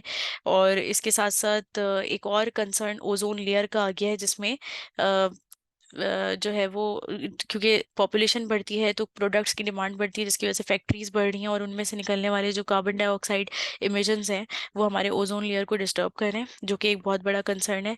इसी तरह बहुत सारी वुमेन जो हैं वो they are working as well, तो उसकी वजह से हमारे पास काफ़ी एक डाइवर्सिफाइड वर्कफोर्स है। इसी तरह changes in public attitudes towards recycling have resulted in opportunities for recycling firms. बहुत सारी रिसाइकलिंग फर्म्स जो हैं वो इमर्ज हुई हैं, जो कि अच्छी बात है, क्योंकि बहुत सारे पब्लिक एटीट्यूड्स ने ये साबित किया है कि रिसाइकलिंग जो है वो होनी चाहिए इन्वायरमेंट को सेव करने के लिए। तो रिसाइकलिंग फर्म्स जो हैं they are emerging these days. इसी तरह changes in taste and fashions can have a damaging effect on organisation that fail to anticipate the changes. यानी कि लोगों के जो टेस्ट और फैशंस है उस पे उसकी वजह से काफ़ी ऑर्गेनाइजेशन पे इफेक्ट पड़ा है, जिसकी वजह से वो चेंजेस को इनकॉर्पोरेट नहीं कर पा रहे, और पार्ट और जो उनका प्रॉफिट है वो काफ़ी डिक्रीज हो रहा है इसकी वजह से। अब अगर हम इसमें इम्पैक्ट देखें ऑर्गेनाइजेशन पे क्या आता है, तो टॉपिक और उसका इम्पैक्ट देखेंगे, जिसमें हेल्थ और डाइट है। हेल्थ और डाइट से ग्रोइंग मार्केट, यानी कि हमारी मार्केट बढ़ रही है स्पोर्ट्स रिलेटेड गुड्स की। एम्प्लॉय हेल्थ प्रोग्राम्स बढ़ रहे हैं, न्यू फूड एडेड वाइटामिन्स और यू कैन से ड्रग्स, जो मेडिकेशंस होती हैं वो बढ़ रही हैं। इसी तरह डिमांड फॉर ऑर्गेनिक फूड्स जो है वो इंक्रीज हो रही है। वुमेन इन वर्क अगर आप देखें तो उसका ऑर्गेनाइजेशन पे इम्पैक्ट ये है कि increase in part time roles है। इसी तरह द सेक्स डिस्क्रिमिनेशन एक्ट है। Equal pay and value is the impact. Promotion and seniority is the impact and equal opportunity is the impact of women in work. इसी तरह environmental का impact organisation पे किस तरह पड़ रहा है कि मीडिया कवरेज जो है वो बढ़ रही है पब्लिक कंसर्न को लेके, और वर्ल्ड डिजास्टर है उसकी तरफ पब्लिक की अटेंशन जो है वो चली गई है।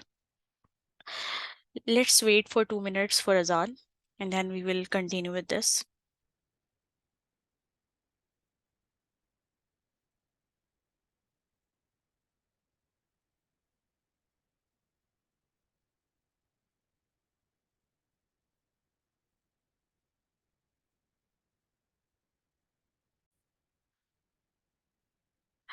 ओके, अब जो हम टॉपिक है हमारा बिजनेस रिस्पॉन्स है, तो उसमें बिजनेस एजेंडाज हैं कुछ और कुछ उनके रिस्पॉन्सेज हैं, जिसमें ग्रीन प्रोडक्ट्स बिजनेस के एजेंडा में आता है, जिसमें जो ऑर्गेनाइजेशंस होती हैं वो एज अ मार्केटिंग टूल इसको जो है वो अपने प्रोडक्ट्स में एक तरह से इकोलॉजिकल फ्रेंडलीनेस लेके आती हैं अपने प्रोडक्ट्स में, एक यूनिक फीचर लेके आती है, जिसकी वजह से वो बताते हैं कि हमारा जो प्रोडक्ट है वो इन्वायरमेंटल फ्रेंडली है, वो इन्वायरमेंट फ्रेंडली है, जिसकी वजह से आप हमारे प्रोडक्ट को जो है वो खरीद सकते हैं। तो it it can be used as a marketing tool.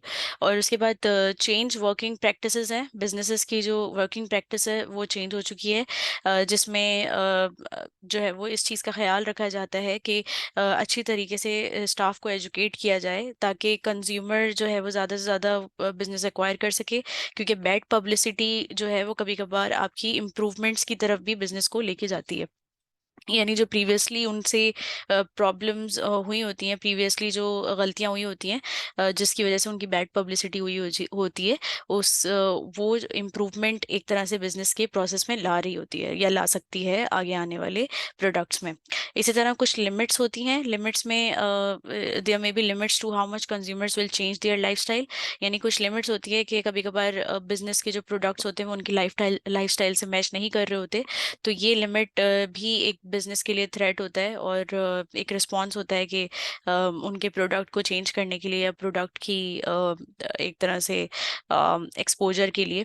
इसी तरह एजुकेशन और कन्फ्यूजन एक बिजनेस एजेंडा होता है, जिसमें उन बिजनेस का ये एजेंडा होता है कि उनके कंज्यूमर्स को ज़्यादा से ज़्यादा एजुकेट किया जाए, क्योंकि कंज्यूमर्स के रॉन्गली एजुकेट होने की वजह से उनके प्रोडक्ट सेल आउट नहीं हो रहे होते, और जब तक कंज्यूमर एजुकेट नहीं होंगे बिजनेस जो है वो आप सरवाइव नहीं कर सकता मार्केट में। इसी तरह इन्वायरमेंटल इम्पैक्ट असेसमेंट्स जो है वो कंडक्ट करवाए जाते हैं बिजनेसेस की तरफ से, जिसमें उन प्रोसेस को रिव्यू किया जाता है कि आपका प्रोडक्ट जो फिनिश गुड है वो किस तरह से जो है वो हो रहा है, वो क्रिएट हो रहा है, आइदर वो इट्स इन्वायरमेंट फ्रेंडली और नॉट। तो ये सब चीज़ें बिजनेस अपने एजेंडा में शामिल करती हैं, ताकि इंश्योर किया जाए कि इन्वायरमेंट डैमेज नहीं हो, और वो करंट जो इंडस्ट्री स्टैंडर्ड्स है उसके मुताबिक काम कर सके।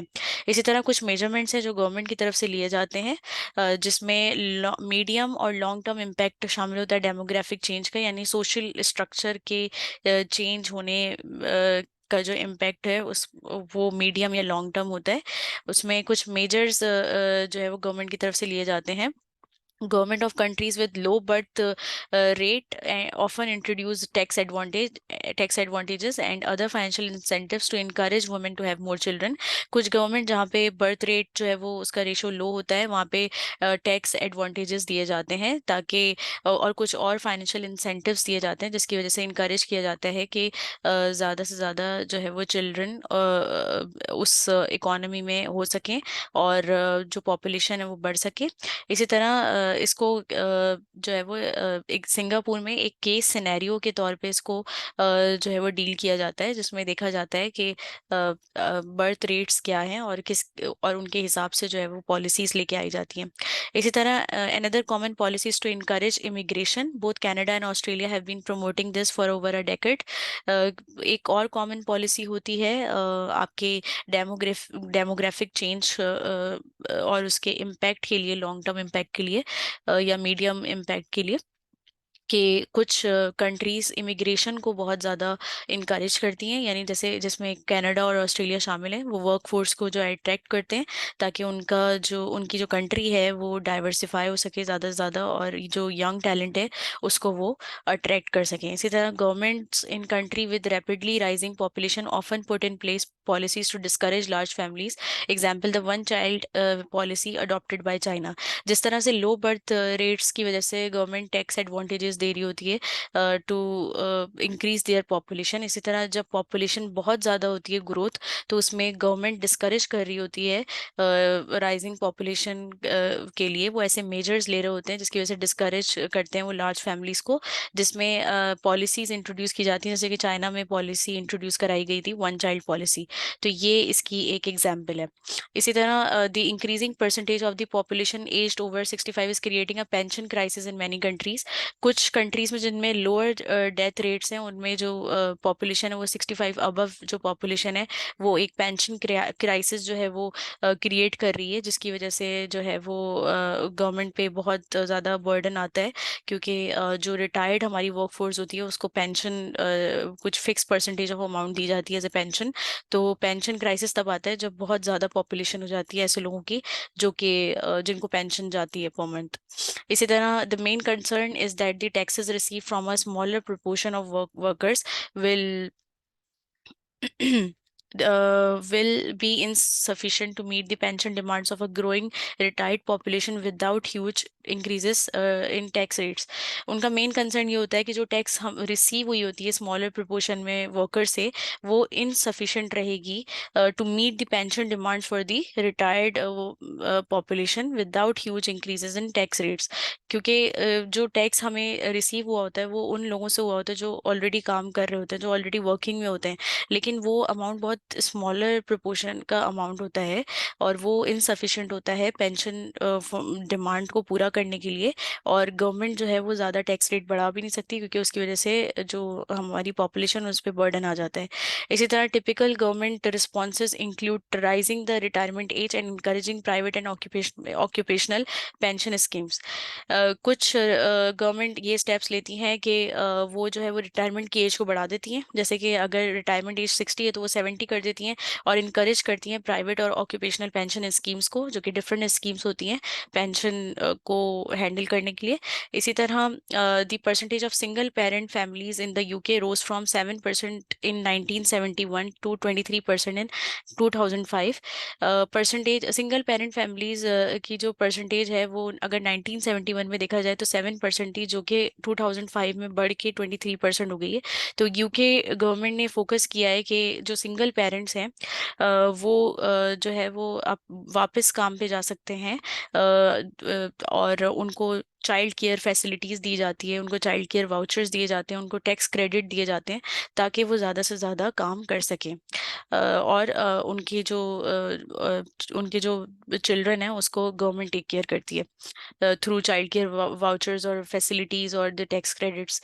इसी तरह among others this has created extra demand for child care services and after school clubs. अब इस स्टेप की वजह से क्या हुआ है कि एक्स्ट्रा डिमांड क्रिएट हो गई है चाइल्ड केयर सर्विसेज के लिए, या बेबी सिटिंग जो सर्विसेज होती हैं उनकी, और आफ्टर स्कूल क्लब्स जो होते हैं उनकी उनकी डिमांड जो है वो बढ़ गई है। इसी तरह concerns over the effects of smoking have resulted in bans in tobacco advertising on television in many countries and the ban from smoking in public indoor areas। क्योंकि स्मोकिंग के इफ़ेक्ट्स, हेल्थ इफ़ेक्ट्स बहुत ज़्यादा होते हैं, उसकी वजह से government जो है वो ये स्टेप लेती है कि वो टोबैको की एडवर्टाइजमेंट को बैन कर देती है। बहुत सारे कंट्रीज़ में टोबैको की एडवर्टाइजमेंट बैन होती है और उनको टीवी पे नहीं दिखाया जाता है, और कुछ एरियाज़ में जो है वो पब्लिक प्लेसेस में या इंडोर एरियाज़ में स्मोकिंग को बैन किया जाता है। तो ये गवर्नमेंट के स्टेप्स होते हैं। इसी तरह concerns over obesity are giving rise to increasing pressure on government to legislate in a similar way in the fast food industry. अब क्योंकि ओबेसिटी का जो रेशो है वो हर कंट्री में बहुत ज़्यादा बढ़ रहा है, तो गवर्नमेंट जो है वो बेसिकली क्या करती है कि वो लॉज ऐसे लेके आ जाती है जिसमें वो फास्ट फूड इंडस्ट्री पे जो है वो प्रेशर डाल रही होती हैं कि वो अपने जो फूड के जो एलिमेंट्स हैं उनको दोबारा से रिव्यू करें, ताकि जो हमारी जो पॉपुलेशन है वो ओबेसिटी की तरफ ना जाए, क्योंकि ओबेसिटी के बाद जो दूसरी बीमारियां होती हैं वो भी होती हैं, और जिसकी वजह से हेल्थ केयर जो फैसिलिटीज़ हैं वो हमारी डिस्टर्ब होती हैं। इसी तरह साउथ अफ्रीका की जो गवर्नमेंट है उसने बहुत सारे इनिशिएटिव्स लिए हैं अवेयरनेस को इंक्रीज करने के लिए regarding AIDS and sexual health, and the global community is under greater pressure to provide cheap drugs to help. तो गवर्नमेंट ऐसे स्टेप्स लेती है कि जिसमें वो बहुत सारी जो बीमारियां जो कंट्री में बहुत ज़्यादा हो रही होती हैं या बहुत ज़्यादा फैल रही होती हैं, तो उसमें लोगों के दरमियान अवेयरनेस को बढ़ाया जाता है प्रोग्राम्स के थ्रू, और प्रेशर डाला जाता है गवर्नमेंट पे या ग्लोबल कम्युनिटी पे कि लोगों में जो है वो आम ड्रग्स को जो है वो बढ़ाया जाए, यानी कि जो दवाइयाँ हैं उनकी प्राइसेस को कम किया जाए, ताकि सबकी जो है वो पहुंच तक वो दवाई जा सके। जो सिंपल कॉन्ट्रैक्ट मैंने आप लोगों को ऊपर पढ़ाया है, मैंने उसको थोड़ा और इलेबरेट किया है आप लोगों को उसको नॉर्मल उसमें समझाने के लिए। और मेरा मकसद ये था कि ये एक इम्पॉर्टेंट टॉपिक है सिंपल कॉन्ट्रैक्ट का, जो कि समझ आना बहुत ज़रूरी है। तो सबसे पहले सिंपल कॉन्ट्रैक्ट हर वो कॉन्ट्रैक्ट होता है जो कि लीगली इन्फोर्सिएबल एग्रीमेंट होता है बिटवीन टू और मोर पार्टीज, राइट। उसमें मैंने आपको चार टर्म्स बताई हैं जो कि लीगल टर्मिनोलॉजीज हैं, जिसमें एग्रीमेंट है। एग्रीमेंट जो है उसको हम कहते हैं कि जो दो पार्टीज होती हैं या दो से ज़्यादा पार्टीज होती हैं वो अग्री करती है सर्टेन टर्म्स और conditions of the contract, right. तो उसको अग्रीमेंट कहा जाता है। इसी तरह अग्रीमेंट हमारा हो गया। इसी तरह intention to create legal relation. Simple contract जो है वो इन चार चीज़ों से मिलके बनता है, जिसमें अग्रीमेंट का होना ज़रूरी है, और intention to create legal relation, यानी कि both parties must clearly intend their relationships to be legally binding, यानी कि दोनों पार्टीज जो है वो ये अपने अपने जेस्चर से ये साबित करें, अपने डीलिंग से ये साबित करें कि वो एक ऐसी रिलेशनशिप में है जो कि लीगली बाइंडिंग रिलेशनशिप है, राइट। इसी तरह कंसिडरेशन इन्वॉल्व होना चाहिए, जिसमें in many countries both parties usually have to get value from the contract, यानी कि कंसिडरेशन इन्वॉल्व हो, यानी एक पार्टी उससे कुछ वैल्यू अटेन करे और एक पार्टी के लिए वो आउटफ्लो हो। तो ये कंसिडरेशन का इन्वॉल्व होना ज़रूरी है किसी भी कॉन्ट्रैक्ट को सिंपल कॉन्ट्रैक्ट कंसिडर किया जाने के लिए। इसी तरह कैपेसिटी एंड लीगैलिटी है। तो each party to the contract must have the capacity to enter into the contract. Example, in many countries individuals with less than 16 years of age cannot enter a legally binding contract. In addition, contracts cannot be formed for the purposes of an illegal act. सबसे पहली बात तो ये कि अगर आप capacity और legality की बात करें तो सिंपल कॉन्ट्रैक्ट के लिए ये ज़रूरी है कि कॉन्ट्रैक्ट में जो भी कॉन्ट्रैक्ट हो रहा है जो भी कॉन्ट्रैक्ट में एंटर हो रहा है उस वो केपेबल हो उस कॉन्ट्रैक्ट में एंटर होने के लिए। कुछ कंट्रीज में इंडिविजुअल पे ये रिस्ट्रिक्शन लगाई जाती है कि individual less than 16 years of age can not enter into a legal binding contract. तो ये एक आपकी रिस्ट्रिक्शन होती है। इसी तरह कॉन्ट्रैक्ट जो है वो फॉर्म नहीं किए जा सकते अगर उनका पर्पस जो है वो इलीगल हो।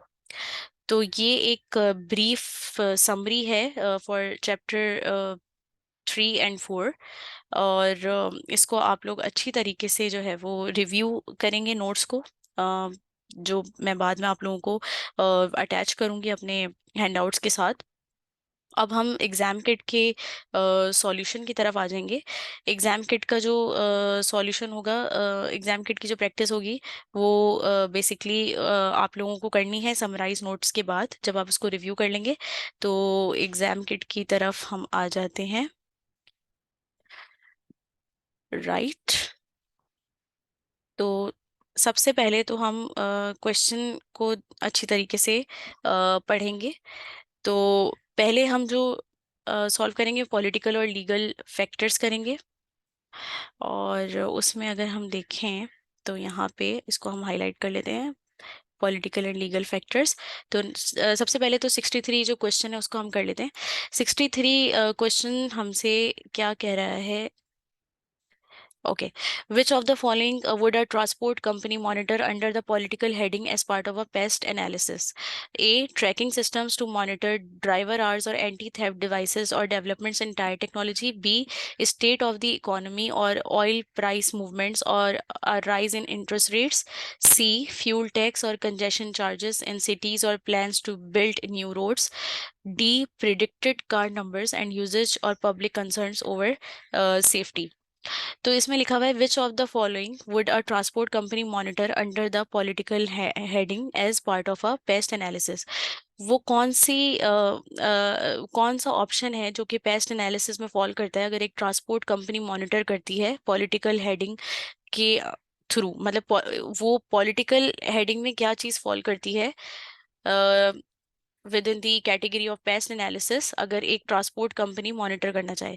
तो उसमें ए है कि वो ट्रैकिंग सिस्टम्स देखेगी मॉनिटर करने के लिए ड्राइवर आवर्स को, जिसमें या फिर एंटी थेफ्ट डिवाइसेस और डेवलपमेंट जो है उस पर फोकस करेगी, टायर टेक्नोलॉजी या फिर डेवलपमेंट इन टायर टेक्नोलॉजी पे।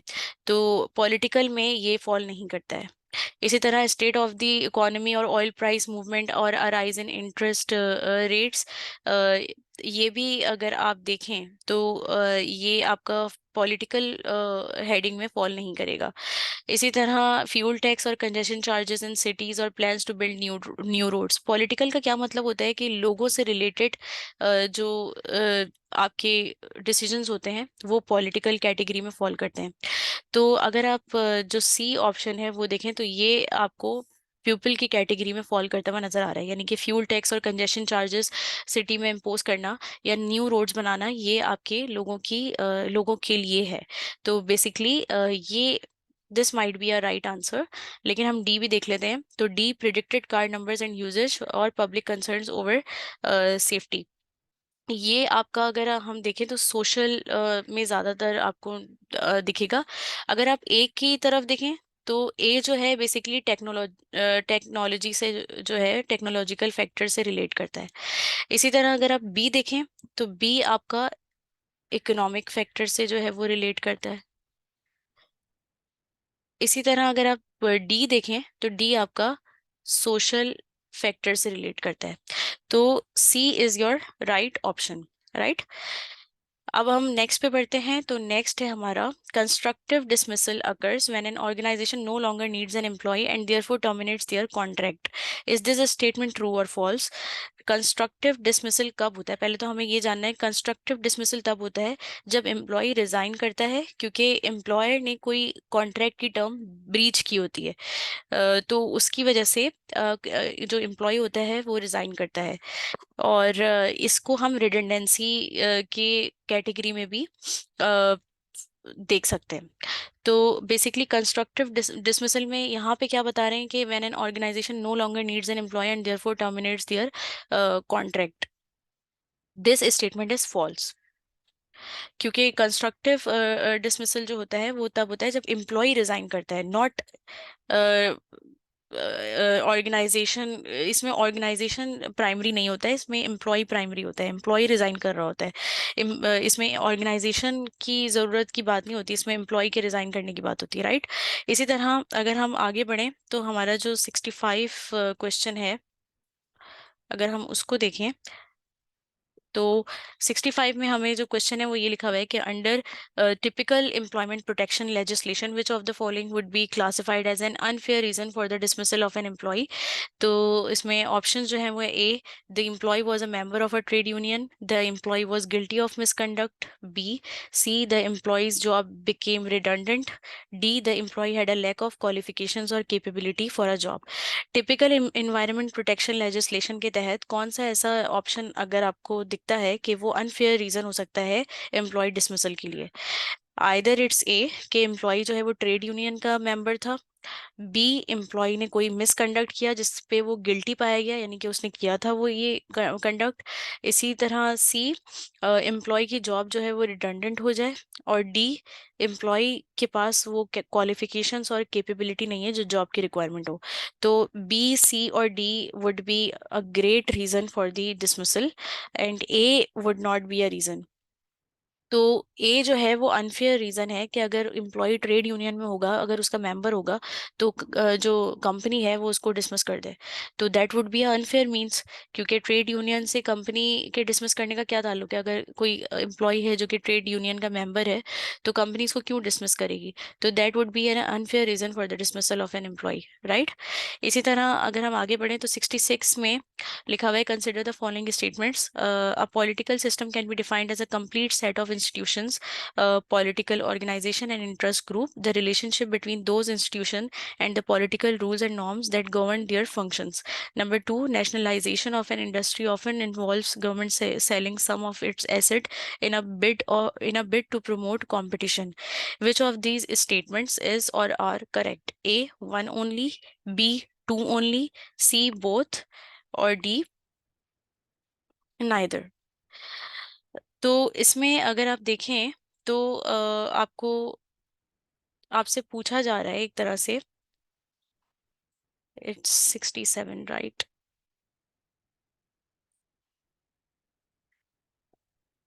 66, इसमें पूछा जा रहा है कि पॉलिटिकल सिस्टम जो है वो ये पॉलिटिकल सिस्टम की एक डेफिनेशन है जिसमें आपको बताया जाता है कि कंप्लीट सेट ऑफ इंस्टीट्यूशंस होते हैं, पॉलिटिकल ऑर्गेनाइजेशन होती है, कुछ इंटरेस्ट ग्रुप्स होते हैं जिनकी रिलेशनशिप ये होती है कि वो पॉलिटिकल रूल्स और नॉर्म्स के हिसाब से जो है वो काम कर सकें, तो that might be a correct statement कि पॉलिटिकल सिस्टम इसी को कहा जाता है। इसी तरह नेशनलाइजेशन, जो सेकंड स्टेटमेंट है वो ये है कि नेशनलाइजेशन किसी भी इंडस्ट्री की जो है वो गवर्नमेंट के कुछ एसेट्स को सेल करने में इन्वॉल्व होती है और in a bid to promote competition. Normalization, nationalization of an industry often involves government selling some of its asset in a bid to promote competition. No, it's not correct. Uh, ये nationalization की जो है वो example नहीं है, it's an example of privatization. Privatization refers to a government selling its asset. Privatization का मतलब होता है कि गवर्नमेंट अपने एसेट को सेल करती है टू प्रमोट कंपटीशन। गवर्नमेंट अपने जो गवर्नमेंट इदारे होते हैं, जो गवर्नमेंट जो ऑर्गेनाइजेशंस होती हैं, उनको प्राइवेटाइज कर देती है। वो पब्लिक होती हैं बट उनको प्राइवेट कर देती है ताकि कंपटीशन जो है वो प्रमोट हो सके। तो that means A is the right option, A is the only right option. तो अब आगे बढ़ते हैं। 67 है, supranational sources of legal authority include UN resolutions, US legislation, UK government legislation and UK high court decisions. तो मैंने जिस तरह से आप लोगों को एग्जाम्पल्स करवाते हुए समझाया था कि इनको जहन में रखना बहुत ज़रूरी है। तो supranational sources of legal authority किसको इंक्लूड करती हैं? आपके यूएन रेजोल्यूशंस को इंक्लूड करती हैं। Other sources include the international court of justice, right, European parliament, European courts and certain international agreements, जैसे कि वर्ल्ड ट्रेड ऑर्गेनाइजेशन रूल्स वगैरह होते हैं। तो सुप्रा नेशनल जो है उसमें आपके यूएन रेजोल्यूशंस होते हैं और दूसरे सोर्सेज होते हैं जिसमें इंटरनेशनल कोर्ट ऑफ जस्टिस होता है, यूरोपियन पार्लियामेंट होता है, यूरोपियन कोर्ट्स होते हैं और सर्टेन इंटरनेशनल एग्रीमेंट्स होते हैं जैसे कि world trade organization rules etcetera. इसी तरह 68 पे आते हैं। Data protection legislation such as the Data Protection Act in the UK typically focuses on A. Issues concerning data held about incorporated entities. B. Rights of the individual with regard to the withholding of information about oneself. C. The way data about the individual is to be obtained, used and stored. D. Aligning the information requirements between different countries. इसमें लिखा हुआ है data protection legislation के तहत data protection act typically किस चीज़ पे focus करता है? टिपिकली किस चीज़ पे फोकस करता है? Not there primary duties. तो जो डेटा प्रोटेक्शन एक्ट होता है वो इम्पोज करता है obligation on the data controller, यानी कि इंडिविजुअल या organisation who has information about the individual, right, and the rights of the data subject, यानी कि individual about whom the information is held. तो that means C is the right option. The way data about the individual is to be obtained, used and stored. इसी तरह 69 है, which of the following are typical rights of individuals with respect to data stored about them in data protection legislation. कौन से typical rights individual से related उनकी data को store करने पे according to data protection legislation? इसमें yes और no पे आपको टिक करना है। नंबर 1 है right of subject access, individuals are entitled to be told whether the data controller holds an personal data about them. और number 2 right to prevent processing for the purposes of direct marketing. तो अगर हम देखें तो ये दोनों चीज़ें हमें करेक्ट लगती हैं, क्योंकि उनको सब्जेक्ट एक्सेस भी होना चाहिए, उनका राइट है, और उनको डायरेक्ट मार्केट से पहले उसकी एक तरह से प्रोसेसिंग का भी राइट होना चाहिए। यानी कि individuals are entitled to be told whether the data controller holds personal data about them, यानी कि जिसका डाटा है उसको ये बात पता होनी चाहिए कि कौन सा इंडिविजुअल उसके पर्सनल डाटा को कंट्रोल कर रहा है। इसी तरह right to prevent processing for the purposes of direct marketing, यानी कि इंडिविजुअल का ये राइट होता है कि वो उसकी पर्सनल डाटा को डायरेक्ट मार्केटिंग से रोकने के, मतलब डायरेक्ट मार्केटिंग के लिए भी अगर कोई इस्तेमाल करना चाह रही है ऑर्गेनाइजेशन, तो वो रोक सकता है उनको कि मेरे पर्सनल डाटा को आप यूज़ नहीं कर सकते। तो दैट मीन्स दोनों स्टेटमेंट्स जो हैं वो राइट है। इसके बाद 70 पे आते हैं। तो 70 पे हमें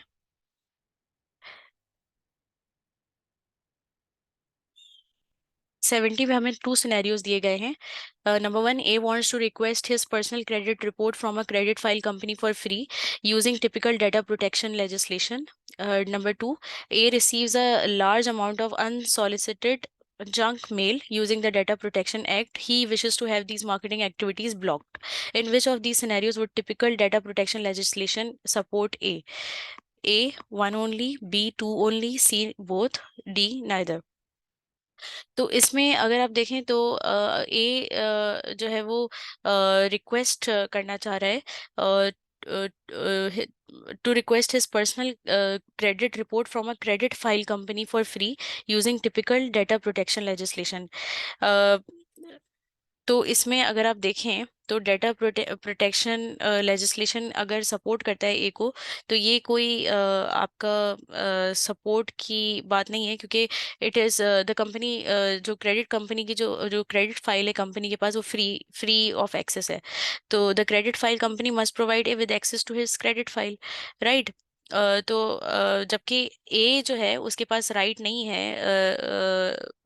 ए के पास, A does not have the right to request this for free and may have to pay a फी। तो इसका मतलब है कि डेटा प्रोटेक्शन लेजिस्लेशन जो है वो सपोर्ट नहीं करता ए को। And A receives a large amount of unsolicited junk mail using the data protection act, he wishes to have these marketing activities blocked. तो इसका मतलब ये हुआ कि A can also use typical data protection legislation to block direct marketing. However, junk mail is likely to be sent to a large number of recipients and therefore is not direct marketing. तो इसका मतलब है कि to भी correct नहीं है, तो that means neither. That means D is the right option. कि in both of these scenarios, typical data protection legislation support नहीं करेगा A को। इसी तरह 71 है, which two of the following are responsible for an employee's health and safety in the work place. तो number 1 employer, number 2 internal auditor, number 3 the employee and number 4 the health and safety adviser. अब A जो है 1 and 2 है, B 1 and 3 है, सी 1 only है। तो ये बहुत इजी है, कौन से दो जो है वो रिस्पॉन्सिबल होते हैं एम्प्लॉय की हेल्थ और सेफ्टी इंश्योर करने के लिए वर्क प्लेस में। तो it's the employer and the employee. तो that means B is the right option. इसी तरह आगे पढ़ते हैं। 72 है, which of the following is not a typical requirement of consumer rights legislation. कौन सी टिपिकल रिक्वायरमेंट नहीं है कंज्यूमर राइट्स लेजिस्लेशन के लिए, राइट। तो इसमें है the seller must have legal title to the goods being sold, goods sold must be fit for purpose, item description must be accurate, goods must be reasonably priced. तो अगर हम देखें तो ए जो है वो उसकी प्रॉपर्टी से पूरा उतर रहा है, बी भी उतर रहा है उसकी टिपिकल रिक्वायरमेंट पे, सी भी उतर रहा है क्योंकि हमने अभी समराइज नोट्स में पढ़ा है, डी नहीं उतर रहा है क्योंकि goods must be reasonably priced, ये कहीं पे भी नहीं लिखा हुआ कि उसका प्राइस रीजनेबल होना चाहिए। तो D would not be a typical requirement for consumer rights legislation, और you can say goods would not be typically have to be reasonably priced. इसी तरह 73 पे हम आते हैं। तो 73 में कुछ स्टेटमेंट्स हैं और उसमें बताया गया है करेक्ट कौन सा स्टेटमेंट हो सकता है, राइट। तो नंबर 1 है all contracts must be signed by all relevant parties in order to be binding. Number 2, consumer legislation typically only covers purchases of goods. तो इसमें से करेक्ट कौन सा है, 1 ओनली, 2 ओनली, बोथ, या फिर नाइदर। तो इसमें अगर आप देखें तो जो कॉन्ट्रैक्ट होता है आपका, वो सिंपल कॉन्ट्रैक्ट जो होता है वो वर्बल हो सकते हैं और इवन इम्प्लाइड भी हो सकते हैं through the action of party. In addition consumer legislation जो है वो also they cover the provision of services. तो यहाँ पे क्या लिखा हुआ है, all contracts must be signed by all relevant parties in order to be binding. It's not necessary. आपकी इम्प्लाइड जो बिहेवियर्स होते हैं वो भी इंश्योर करते हैं कि कोई आपका जो पार्टीज हैं उनकी बाइंडिंग रिलेशनशिप है। तो ये रॉन्ग हो गया। इसी तरह consumer legislation typically only covers purchases of good. No, it's not only covered the purchases of goods but also the provision of services as well. तो इसका मतलब ये हुआ कि दोनों सेंटेंसेस जो है वो करेक्ट नहीं है। सही। उसके बाद हम अगर देखें तो लास्ट जो हमारा एमसीक्यू है वो है 74। उसके बाद हम demographic social and demographic factors पे आ जाएंगे एमसीक्यूज पे। तो 74 के लिए, to be valid a simple contract must clearly indicate that both parties intended to create a legally binding relationship. Is it true और इज इट फॉल्स? तो it's true because this is known as the intention to create legal relation. किसी भी contract का simple होना, यानी कोई भी contract तब वैलिड होगा, सिंपल कॉन्ट्रैक्ट होगा, जब दोनों पार्टीज जो है वो लीगल बाइंडिंग रिलेशनशिप क्रिएट करना चाहती हैं। और उसको अगर आपको याद होगा प्रीवियसली जो मैंने उसको सिंपल कॉन्ट्रैक्ट को एक्सप्लेन किया था, उसमें मैंने बताया था कि intention to create legal relation, ये इस कैटेगरी में फॉल करता है। राइट। अब हम जो है वो सोशल एंड डेमोग्राफिक फैक्टर्स को जो है वो उसके एमसीक्यूज देखेंगे। अब इसमें टेक्नोलॉजी भी जो है वो मिक्स है, तो मैं इसमें सिर्फ सोशल जो एस्पेक्ट्स हैं वो कवर करवाऊंगी। और टेक्नोलॉजी जब मैं कवर कर लूंगी तो फिर मैं जो एमसीक्यूज हैं वो मैं वापस इधर आके टेक्नोलॉजी जो रिमेनिंग रह गए होंगे उसको कवर करूंगी। राइट। तो इसमें आप लोगों को परेशान होने की जरूरत नहीं है कि मैं अगर कुछ एमसीक्यूज छोड़ूंगी तो वो कैसे कवर होंगे एंड ऑल। राइट। तो इसमें अगर हम देखें तो नंबर 1, अगर हमारे पास जो स्टेटमेंट है, कंसिडर द फॉलोइंग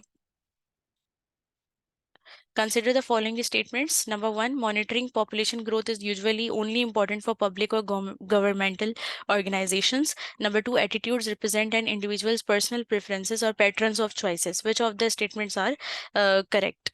तो इसमें ये कह रहे हैं कि बेसिकली पॉपुलेशन ग्रोथ को मॉनिटर करना इम्पॉर्टेंट होता है पब्लिक या गवर्नमेंटल ऑर्गेनाइजेशन के लिए। और नंबर 2 में ये होता है कि एटीट्यूड रिप्रेजेंट करता है किसी भी इंडिविजुअल की पर्सनल प्रेफरेंसेस या पैटर्न ऑफ चॉइसेस को।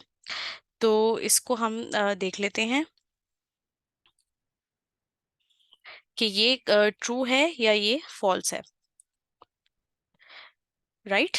इसको हम देखते हैं कि ये ट्रू है या ये फॉल्स है। तो अगर हम इसको सही से अगर हम पढ़ें तो इसमें हमें कुछ चीज़ें नज़र आएंगी जो कि हमें इंडिकेट करेंगी कि either it's true or false. तो monitoring population growth is usually only important for public or governmental organization. एक सेकेंड जस्ट। ओके। तो इसमें ये जो दोनों स्टेटमेंट्स हैं इसमें कौन सा स्टेटमेंट करेक्ट है?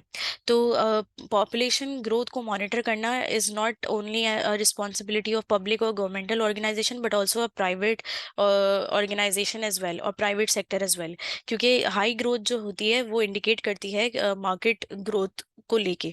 तो ऑर्गेनाइजेशन के प्रोडक्ट्स और services either its public organization और प्राइवेट सेक्टर, दोनों जो है वो पॉपुलेशन ग्रोथ को मॉनिटर कर सकते हैं और उनके लिए इंपॉर्टेंट होता है पॉपुलेशन ग्रोथ को मॉनिटर करना। इसी तरह attitudes represent N individuals personal preferences और पैटर्न ऑफ चॉइसेस। तो ये एटीट्यूड्स में नहीं होता है बल्कि ये टेस्ट में आता है, क्योंकि टेस्ट ही पर्सनल प्रेफरेंसेस और पैटर्न ऑफ चॉइसेस को इंडिकेट करती है। एटीट्यूड्स इंडिकेट अ लाइक और dislike of an individual about a certain product और अ थिंग। राइट। तो दैट मीन्स के neither of these statement is true. तो जो आंसर है वो हमारा डी होगा।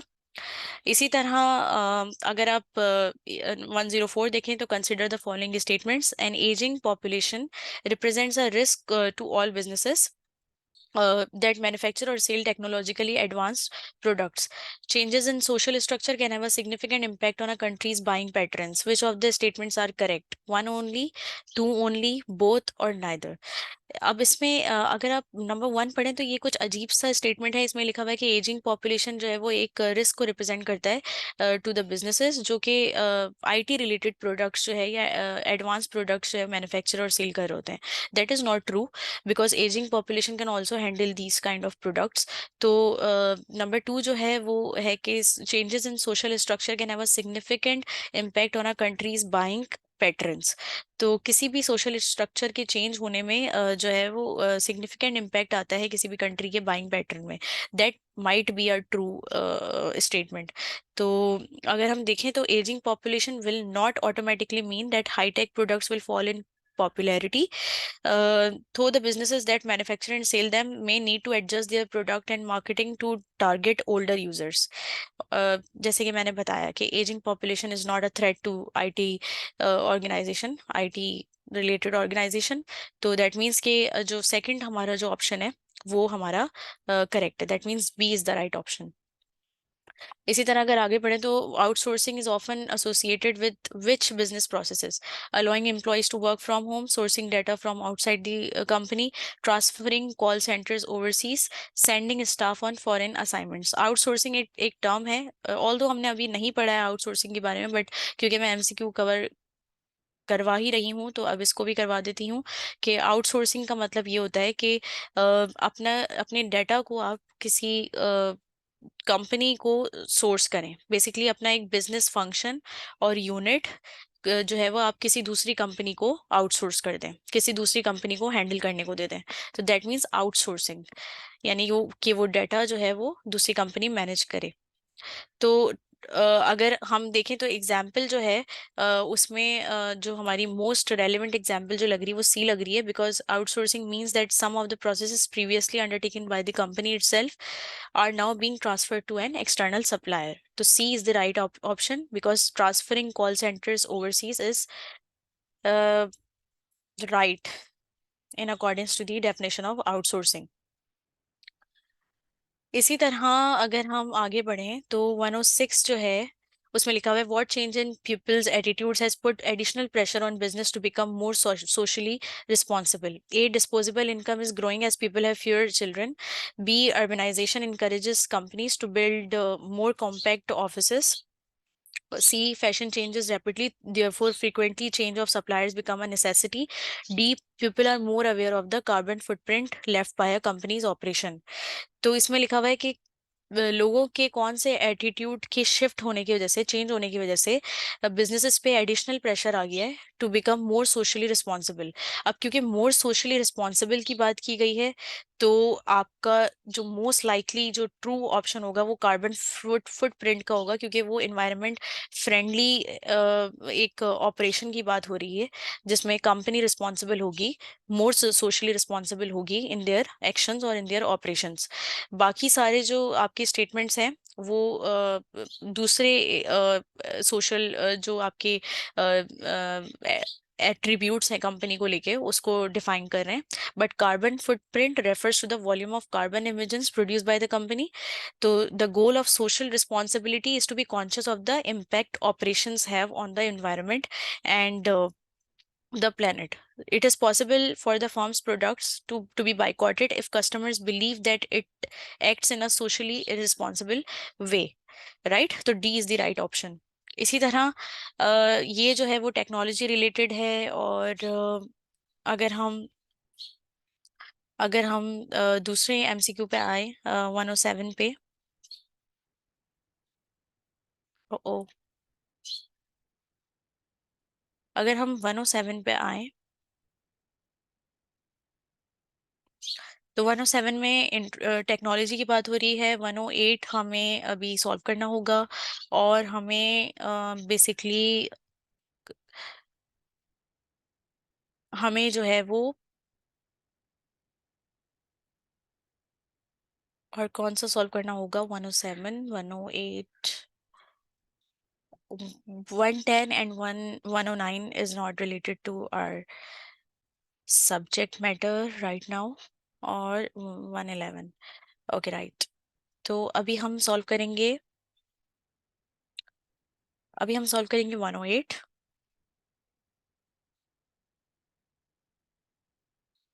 अभी हम सॉल्व करेंगे 107, देन 108 एंड देन 111।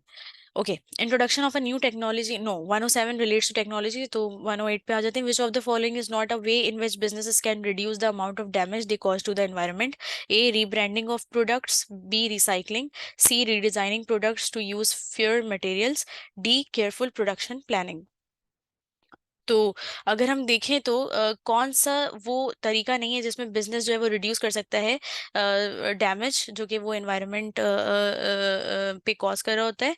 तो अगर हम देखें तो ये तीनों चीज़ें जो हैं वो एनवायरनमेंट के लिए सही हैं, जिसमें रिसाइकलिंग है, रीडिज़ाइनिंग है प्रोडक्ट्स की, और प्रोडक्शन प्लानिंग जो है वो केयरफुली रिव्यू करना। तो rebranding will be the most likely option, जो कि हम कह सकते हैं कि it's not, it can not reduce the amount of damage the business organization can cause to the environment. तो अगर हम इसको देखें तो rebranding a product is unlikely to reduce a company's impact on its environment, and the other three would help the purpose which the business would want to achieve. सो अगर हम 109 पे जाएं तो 109 है, organisation should use resources in such a way that do not compromise the needs of future generation. What is this a definition of? A environmentalism, B sustainability, C future focus, D redesign. तो अगर हम देखें तो ये जो definition है, ये official definition है सस्टेनेबिलिटी की। ये आगे भी आप पढ़ेंगे, बट मैंने अभी आपको बता दिया कि ऑर्गेनाइजेशन को ऐसे रिसोर्सेज इस्तेमाल करना चाहिए जो कि आने वाली फ्यूचर जनरेशन जो है उनकी नीड्स को कॉम्प्रोमाइज ना करें। तो this is the definition of sustainability, right. अब हम 111 को सॉल्व करते हैं, then we will wind up this class. तो 111 जो है हमारा, उसमें जो क्वेश्चन है वो ये है कि recycling waste material could be classed as being both environmentally friendly and sustainable. Is this statement true और false? Yes, it's true, because by not creating waste, an organization is ensuring that resources are more likely to be available to future generation and thus improving sustainability. तो this statement is true, क्योंकि recycling जो है वो waste material करने से environment जो है वो हमारा अच्छा हो जाएगा, और this can be classed as environmental friendly and sustainable as well. जैसे कि सस्टेनेबिलिटी की डेफिनेशन अभी मैंने आपको बताई कि आने वाली फ्यूचर जनरेशन की नीड्स को आपको ध्यान में रखना होगा। तो this is the end of our class, and I hope कि आप लोग इसको अच्छे से प्रैक्टिस करेंगे, समरी नोट्स को समझेंगे, और जो कॉन्सेप्ट्स मैंने आप लोगों को इस क्लास में समझाए हैं वो आप लोग अच्छी तरीके से रिव्यू करेंगे after the class, right. Next class में हम मिलेंगे। अंटिल देन, अल्लाह हाफिज।